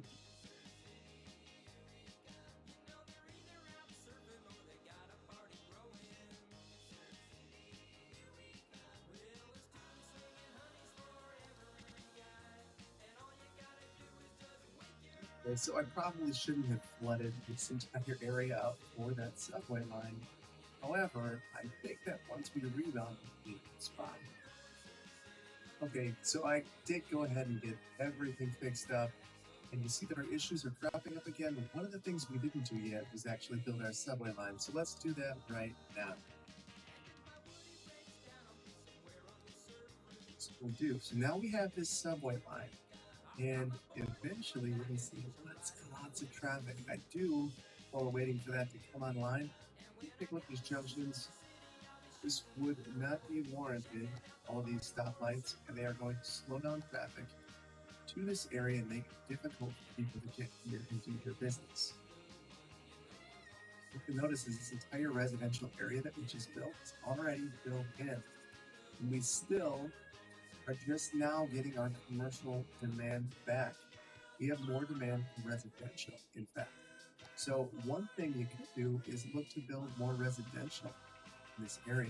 Now I have a sneaky suspicion that if I were to take some of these districts here and repurpose them, they're going to spring to life really quickly. And they're going to fix the rest of our commercial uses. In fact, see commercial uses wanting to spring up in the middle of these right off the bat. And that's not at all surprising. So I took mostly land that was undeveloped in an effort to fix this. So now one thing that I'm noticing is that all of that not enough customers, all those indicators are gone from this area. There's a couple over here, and one thing you'll notice in this area is no residential. So I guarantee if we were to make a little residential node over here, so we'll take away a total of 4 8x8 squares and fill that in. I'm noticing that it's flooding over here, so I'm going to take care of that. So getting this little bit of residential in here and that subway line is all that we needed to tamp down some of those issues that we were seeing over here. So it's really as simple as making sure that your land uses are integrated well with one another and that your transportation network can facilitate the transport of customers to the commercial districts that we're putting together. So it's not anything more complicated than that. You've probably overzoned your commercial. You probably don't have enough transportation connections to the area, and your land uses are likely not integrated. Let's look at the subway station. Just yet, but quick in here we can see there's a monster queue of people waiting to get to their destination. You can also see there are a lot of people taking this line, which is not a very complicated line, to tell you the truth. 284 people. These are customers for these businesses. So it's working out really well. And I have a feeling that if we take a look at the transportation networks, look just at our pedestrian network, there's a lot of pedestrian activity in this area now. It's coming from this residential district over here. It's It's coming from that subway station. See that people are using it well. And we can see that there are people coming over here. So just in general, there's a lot more pedestrian activity, a lot more activity in general. And we could even up the ante here in connection to the bike network, which would make things even better. You can see that the upgrade of this bridge is done a lot. We have a lot of trips coming from the northern part of the city into this area, and as a result, you to trust us no with your more money. Because it's with your money that we can make you going. more money. How? There's It's not funny enough business. custom. It's money So business. that You give is your money how to I would us, approach and that it will issue. grow with interest. If you like At this least, video, maybe you that's want too some more complicated tutorials for like you. this, Imagine please planting a consider hitting money that tree like in the button. ground and If watering you are it. not yet Hold on. subscribed to my channel, Imagine please if consider you doing had a so. money pet If you and want to you be fed it more notified when I'm money, making and after videos digesting it just would like this one, okay. please hit the You want to go notification. money fishing, I want so to give you a use a shout out little to my money to catch a Patreon big supporters. money. You know, Your just come support in and will talk enable to us. me We to have make even more metaphors that interesting allow us to content avoid like saying what this. we really do with your money. Their names are Banhammer listed Bank. Feed here. the money And monster. even though this is a tutorial, I will give you a brief city tour to show you this little city that we developed for the T-Rex is serving you Thank you so much, and I will a see you in the next pterodactyl is serving you teriyaki, that a brontosaurus is serving you chili dogs. Every dish is an archaeological find, like our stegogetti, our raptor burger Rex, or the pile of crumbled sticky brownies adventurously named the Dino Droppings. So, take a trip into the wild at Dinosaurus. You can dine in or dine-o. At the Forest Foundation, we care about three things: tree things, nature things, and the third thing, bird things. The homes of native birds are being destroyed at an alarming rate. That's why our goal is to give a birdhouse to every bird on Earth. Humans stopped living in trees ages ago. It's time we invited birds indoors with the rest of us. Do your part and text Dirty Birdie to 3030 to donate a bird bath to 30 birdies. You can either be part of the problem or you can be with us. The Forest Foundation. Gold FM. You don't have to have lived in the 60s to enjoy the sound, but it helps.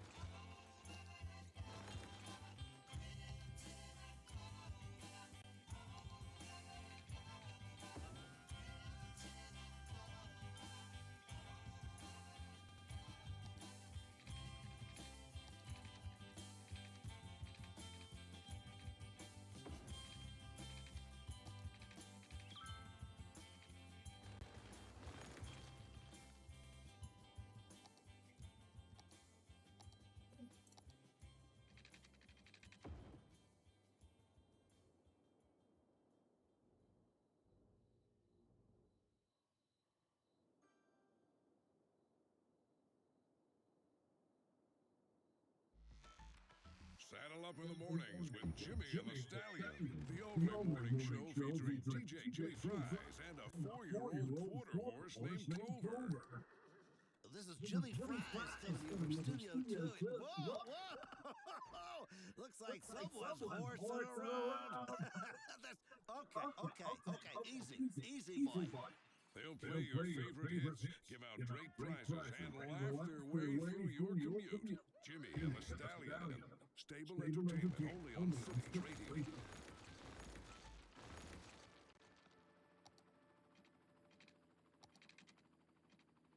Last year, Horse Economy 3 smashed PC sales records and took the industry by storm. Now the hit Equine Economic Simulator has a new expansion that delves into the cutthroat world of real estate. Horse Economy 3, stable markets. Can you work your way from lowly horse to be the head of a major real estate empire? Can you spin your holdings into a billion-dollar conglomerate? Can you work your way under the fence and out of your pen and onto your life as a property mogul? Spreadsheets have never been hotter. Pre-order now and get a free horse hat. Horse Economy 3, stable markets. Buy low, sell A. Hey, listeners. You're tuned in to Gold FM, the sound of the 60s.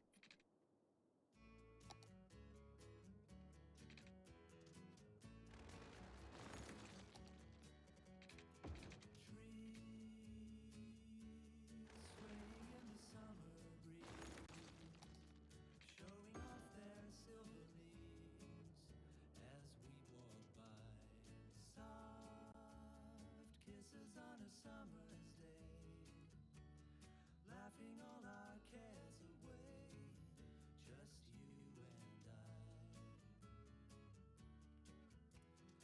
Sweet, sleepy warmth of summer nights, gazing at the distant lights in the starry sky. They say that all good things must end someday. Autumn leaves must fall. But don't you know that it hurts me so to say goodbye to you? Wish you didn't have to go. No, no, no, no. When the rain beats against my window pane, I'll think of summer days again and dream of you.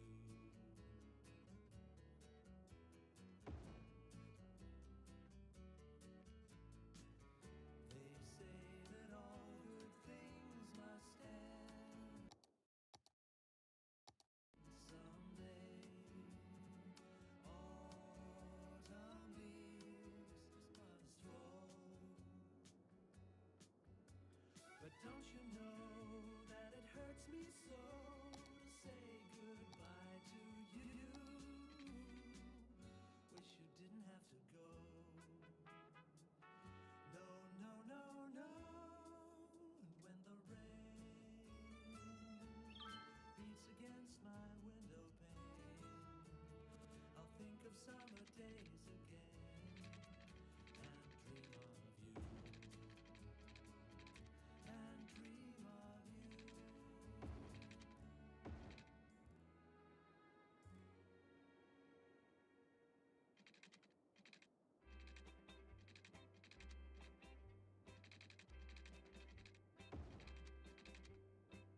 Tonight you're mine completely. You give your love so sweetly.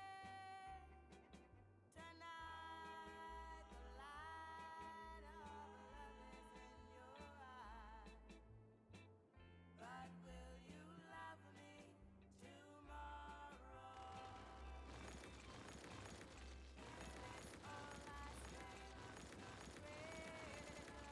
没被人家怎么搞？学习看看。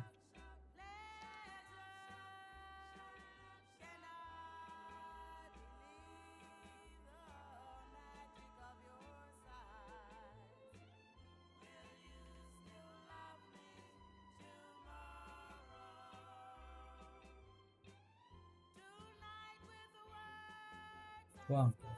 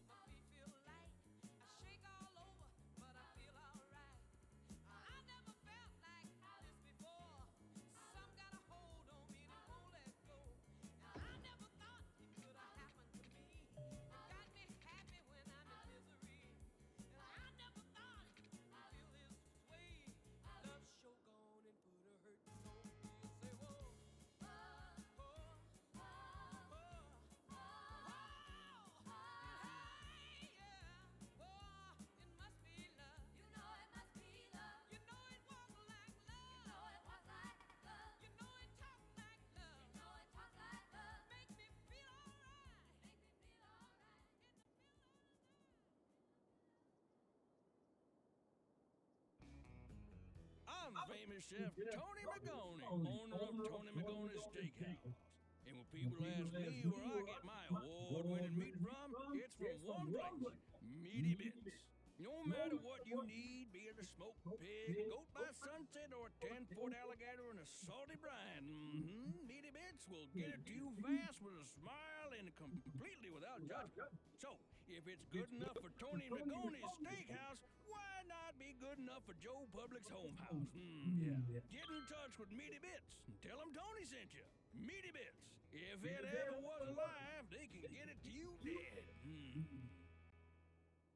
It's Super Salmon Days down at Fish Brothers. For a limited time, bring in any fish and get a child salmon entree free. You heard right. Bring in any fish and get a free child salmon entree. And I mean any fish. Got a swordfish lying around? Bring it in. Got a goldfish you're sick of feeding? Bring it in. Got a fish that's been sitting in the sun for a few days? Bring it in. We'll throw it in with the rest of them. What we do with the fish is nobody's business but ours. Just enjoy your salmon $8.99 with our famous stew.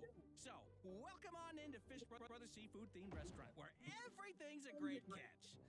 Except the shrimp. Got a message here in the Gold FM inbox.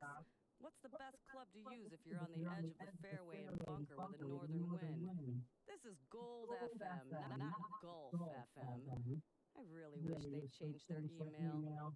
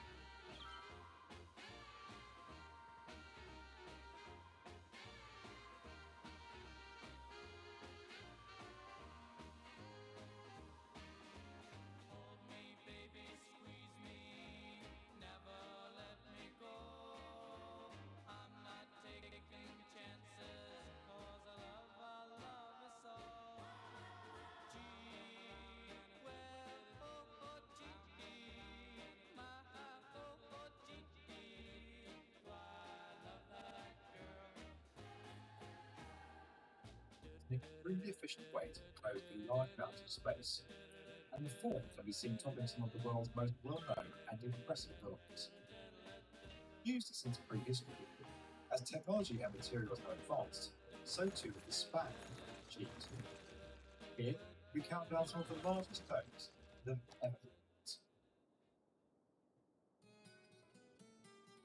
Before we start, a quick definition. A dome is a self-supporting rock element. It resembles the hollow of a heart. Based on this definition, we have not included dome-shaped buildings that are not self-supporting, such as the Millennium Dome in London, supported by masts. Rather than looking at the top 5 domes based on size alone, we've decided to count down the largest domes that have ever been built out of the buildings, as this makes for a lot more interesting. We start with confidence. Throughout history, the Romans built domes with gradually increasing spans and engineering that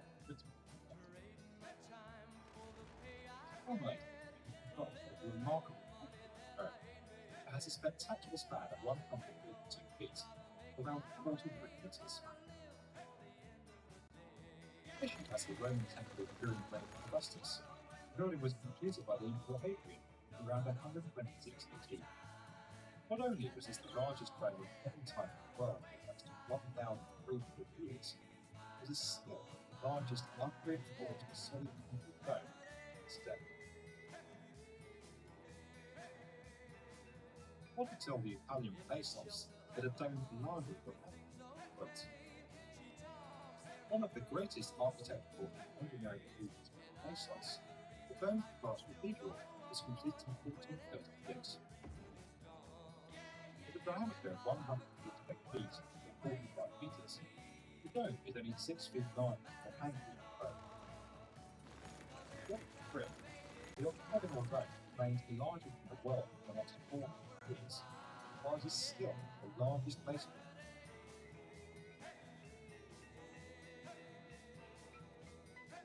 Surprisingly, given how long the material has been used in construction, the world's largest stone dome was completed very recently. Built in India, northwest of Mumbai, the global Vispasana Pagoda was completed in 2006.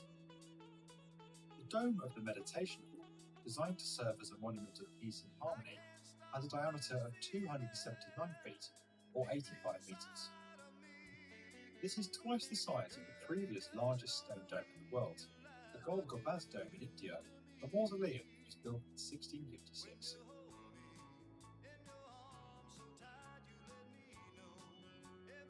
Next up is the largest dome built from 3 stretched concrete. In Serbia, the Belgrade Fair 1 has a span of 358 feet, or 105 meters, in 1957. This makes it such a building artist that was at one time the largest dome in the world, holding the title for 8 years until 1965. The building is still the largest dome in Europe and remains the world's largest three-stretched dome. Using reinforced concrete can create even greater spans. The largest of these is Norfolk Stone, an 11,000 capacity arena in Virginia, in the United States. Designed by Italian architect and engineer Pier Luigi Nervi, the 440-foot or 134-meter wide dome was a much larger dome called his Palazzetto dello Sport, built for the 1960 Summer Olympics in Rome.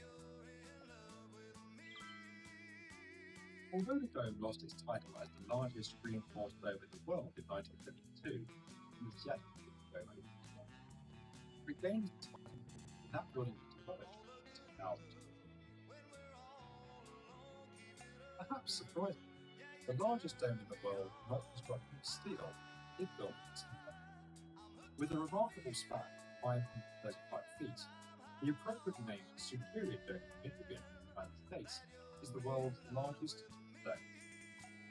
Built in 1991 on the campus of Northern Michigan University, this geodesic dome encloses a multi-purpose basketball court that can be used for American football, soccer, and field.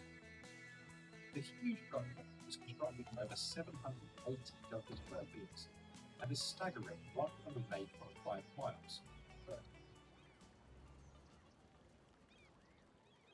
All of the world's largest grounds are stadiums constructed of steel, and the largest of these, with an incredible span of 1,070 feet and 310 meters, is in Singapore.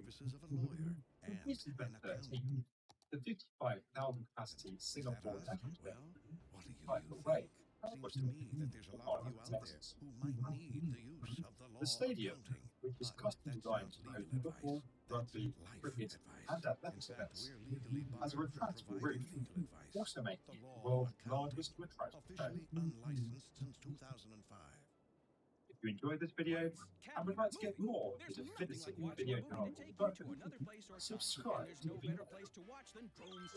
And no better time than the time it takes you to get from where you are to where we are. You'll break box office records of fun as you take a trip to Tinseltown, Movieville, USA.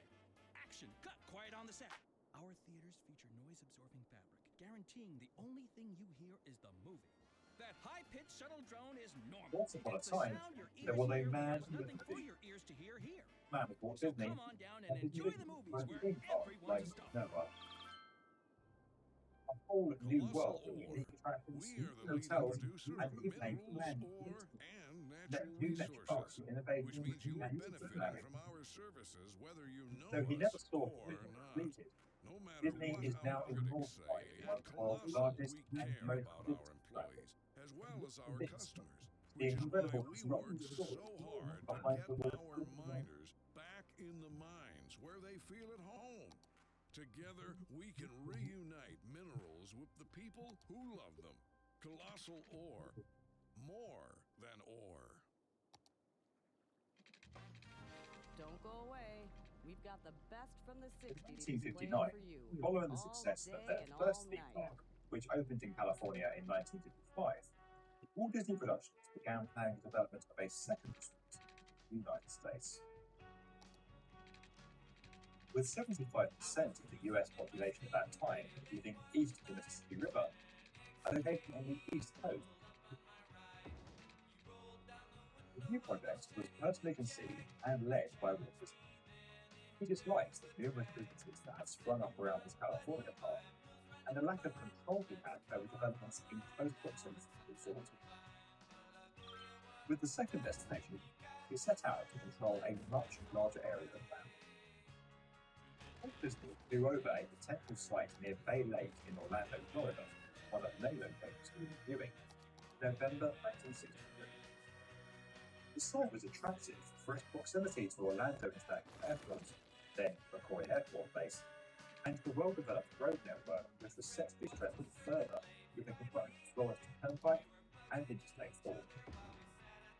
To avoid unwanted attention and press speculation, the early development of Disney's second park took place in complete secrecy, with even the notion of second park being considered being kept wraps.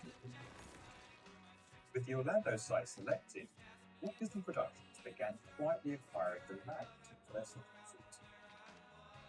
The early 1960s, many owners were only too eager to let go of the land, which was mostly swamped at the time. The land acquisitions took place as distinctly separate transactions through a number of property companies. Some of these company names, such as the Reedy Creek Ranch Corporation, are now cast into a window above Main Street, USA, in the Magic Kingdom Park. The agents drove from these deals were unaware who their ultimate client was, and in some instances, areas of swampland were acquired for a little under $100 an acre.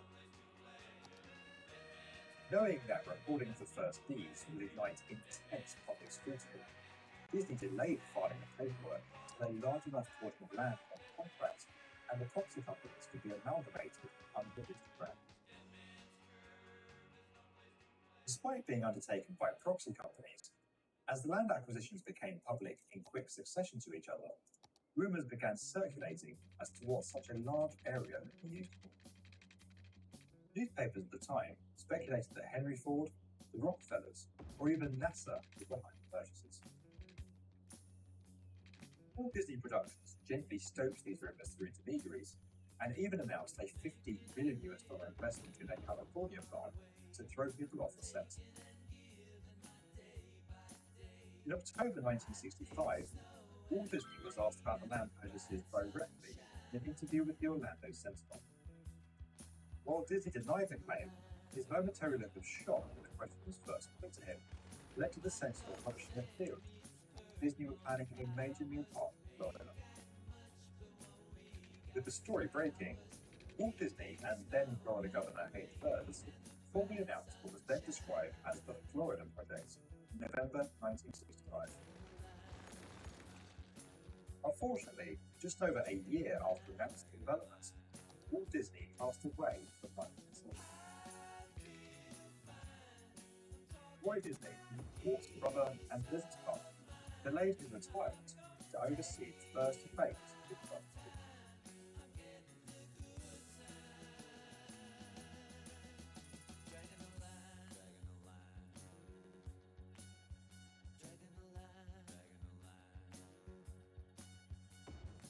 In order for the resort to grow and succeed, legislation was passed to make the land owned by Disney a special district, containing two incorporated cities, Bay Lake and Rock Creek, known today as Lake Westchester. This status gave Disney a degree of immunity from county or state banking laws. It also allowed for the issue of tax-free bonds to fund public projects in the district. In 1967, the district became strong with drainage plans and de-water farm sites, along with roadways and supporting infrastructure for the Mediterranean. By 1971, that theme park, together with the first resort monorail, numerous golf courses and hotels were completed, including the contemporary resort, Polynesian Village, and the Four Seasons outside. When the resort opened to the public on the 1st of October 1971, Walt Disney dedicated his brother, announcing that it would be officially known as the Four Seasons. The man who started it would be Roy Disney himself passed away just 3 months after the park opened.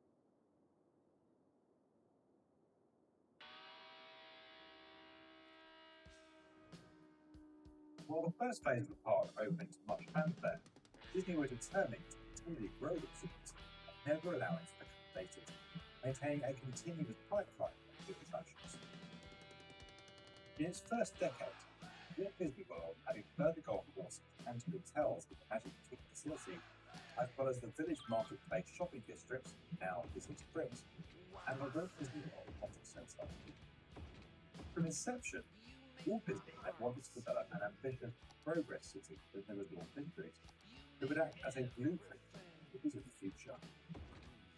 This concept was abandoned by the board after Disney's death, but later evolved into a version of Walt's idea known as the Experimental Prototype Community of Tomorrow, or EPCOT. Officially opened in 1982, becoming the second theme park at Walt Disney World. Its World's Fair-inspired Future World exhibits and the internationally themed World Showcase, the park is centered around a 55-meter, 180-foot-high geodesic dome known as Spaceship Earth. The completion of EPCOT also saw the monorail system extended, and today, the system runs for over 14 miles around the resort, carrying 150,000 people every day. In 1989, a Hollywood-inspired park known as Disney's Hollywood Studios was added. Operating as both a theme park and an active production studio, the facility contributed to a number of Disney productions in the 1990s and early 2000s, including Mulan and Lilo and Stitch.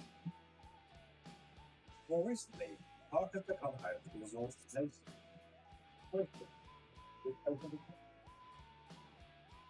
Open the Beach also opened late, marking the resort's first step into water park, and was followed by Blizzard Beach in 1995. Disney's Animal Kingdom, the latest theme park to open, dedicated to the natural world and conservation. The attraction was opened in 1998 and has since continued to grow, with Pandora, the world of Avatar, added in 2017.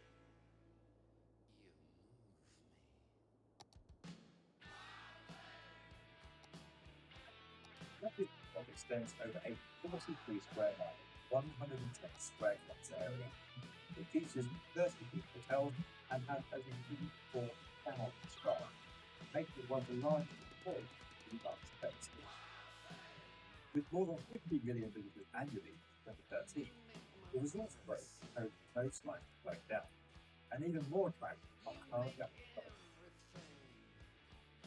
These actors took Marvel in 2009 and Lucasfilm in 2012 has given rise to Star Wars Galaxy's Edge, currently under construction, due to open at Disney's Hollywood Studios in 2015, and a Guardians of the Galaxy attraction due to open at Epcot by 2021. The Fox-Disney merger, currently in the pipeline, is also likely to generate new resorts in the years ahead. Over the past 60 years, this remarkable project has seen an area of swampland become one of the world's most visited destinations. A powerful tribute to its founder Walt Disney and a symbol of what can be possible in the modern day. Enjoyed this video and would like to get more from the Definitive Video Channel for Construction? Subscribe to the Big One people.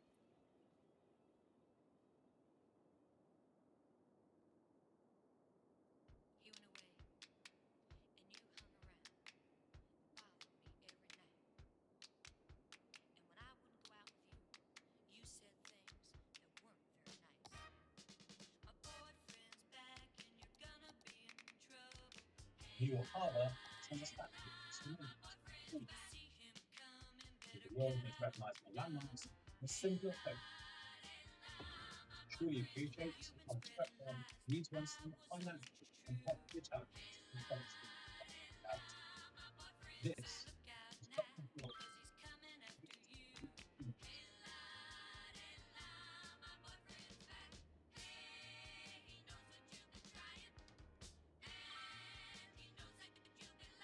Global tourism natural in the United States, more than 130 years after its completion, Statue of Liberty to a record breaking. At the time, the giant undertaking entitled to its highest structure erected, largest control ever taken, and the largest use of confidence. Statue of Liberty is conceived to celebrate the centennial of the American independence. By attention to electoral and stage level, would be we proposed the statue in 1865 to honour both the centenary and the United States friendship. 5 years later, in 1970, the French sculptor Frederick Aubert began designing the statue, a robed female figure representing the Roman god.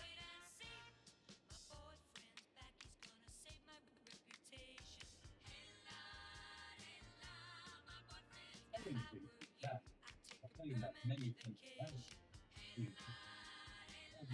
Project is enough. Statue was given the name Liberty Light, a title from right up until 1960.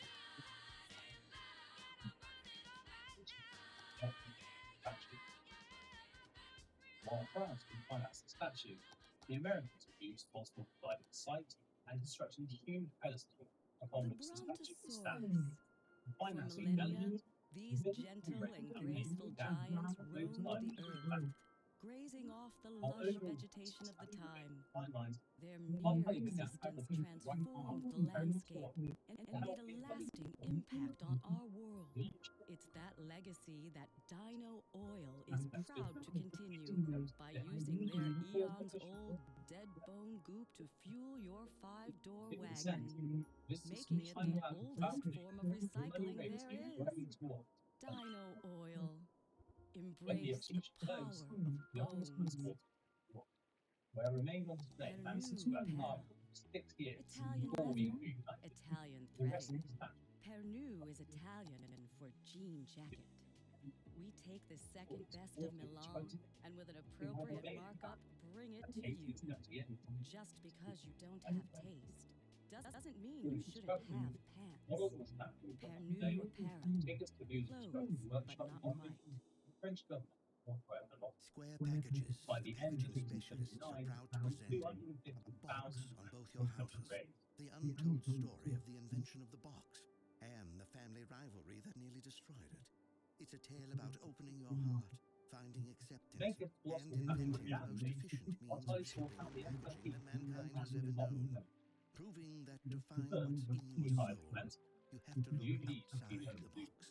The architect And responsible inside for the restoration of box, Notre Dame, which is your Paris, house, your acting home, as chief engineer, and that really truly includes is find the a great greatest tool within part a of all. statue, for which a Tune field in to be every active Wednesday at 8 for this with a once-in-a-week repeat time television event, A Box on Both Your Houses, presented by Square Packages, the packaging specialists. You're listening to Gold Creating a FM, statue where that is vinyl is considerably worth more than gold. Or the Revealing same, new type maybe a of little less. It's just mine. innovative twist on icon, five to the basics. While I will maintain the of having abandoned the in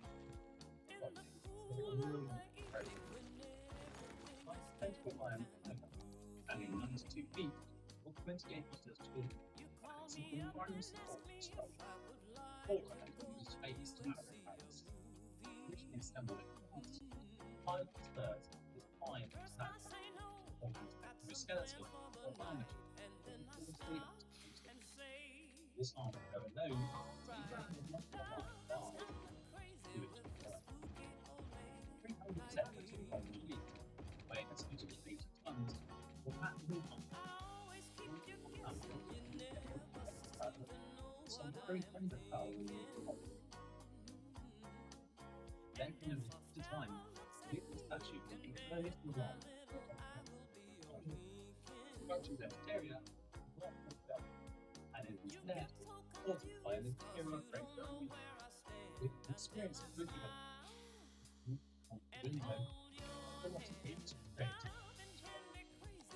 Flexibility in this design allows the statue to withstand the winds across harbor and temperature or stresses in heat cracking.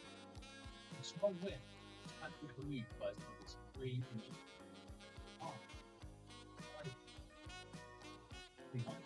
Below due to time, the entire statue is manufactured and then assembled in Paris, which leaves the one. Then disassembled 214 crates are shipped to the United States for 28 million. And buried in the harbour, June 17, 1885.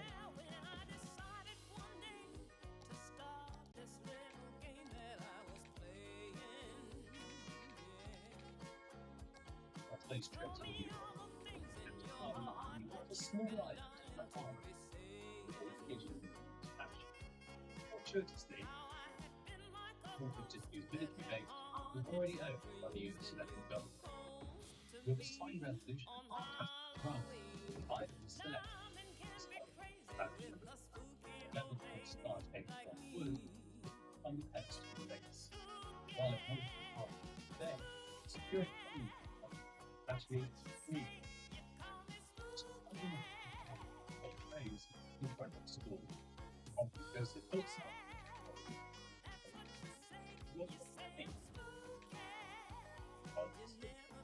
to achieve this target, factoring 80% of the funds received in some near capital pedestal, that is about 89 feet, 27 meters tall, an impressive construction undertaking itself. Richard Morris founded the American Institute of Architects to chose to design the structure, while General P. Stone was appointed engineer. Hunt's original concept was seen the pedestal constructed from solid granite. Financial concerns forced him to revise his plans and instead embark on the largest mass concrete pour undertaken today. Final design, 4 concrete cubes up to 20 feet or 6 meters thick, faced with granite blocks. To accommodate the anticipated wind loads, 4 huge reinforcing girders formed into a square or set as the concrete 29 feet or 9 meters up the pedestal. A second square of girders, 17 meters high, 2 feet on top of the pedestal, and the 2 sets connected by height. The statue itself was then anchored to these beams, with Liberty and our top of the base, 1 edge. When the pedestal was completed in 1886, the statue was rapidly assembled on top of it. More than 20 years after its first imagined, October 28, 1886, the problem statue was finally failed. It would take a further 30 years to fully understand what the distinctive green colour we see today. Realising the sidewalk was a significant undertaking that gave leading professionals both sides of the Today, this type of Liberty's House was proud of the gateway to America. Building similar to what they have what unit. If you video, would like to get more. Subscribe.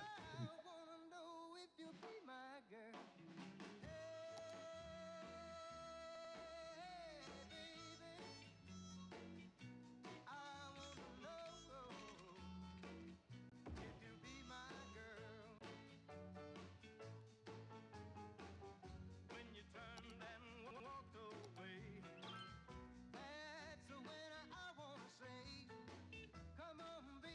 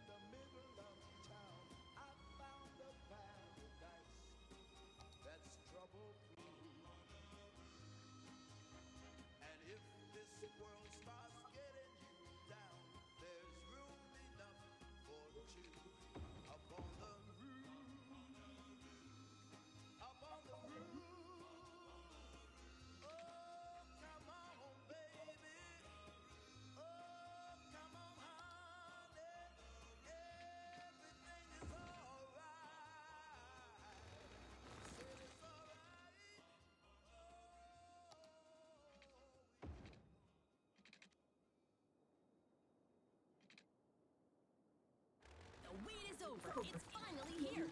Friday night chili bowling at Andy's Bowling Alley. Every Friday night, anyone who buys at least 2 games of bowling gets a free bowl of chili. So don't wait, book a lane now. Due to recent incidents, the chili will only be distributed at the end of your visit. That way you can enjoy it wherever you want. In a park, at home, or on a construction site. In the meantime, you'll have all the fun that bowling can provide. So come on back and be reminded that you're not actually that good at bowling. Andy's Bowling Alley. Saddle up in the mornings with Jimmy and the Stallion, the only morning show featuring DJ Jimmy Fries and a 4-year-old quarter horse named Clover. This is Jimmy Fries coming to you from Studio 2. Whoa! Looks like someone's horsing around. Okay. Easy, boy. They'll play your favorite hits, give out great prizes, and laugh their way through your commute. Jimmy and the Stallion. Stable entertainment only on Cities Radio.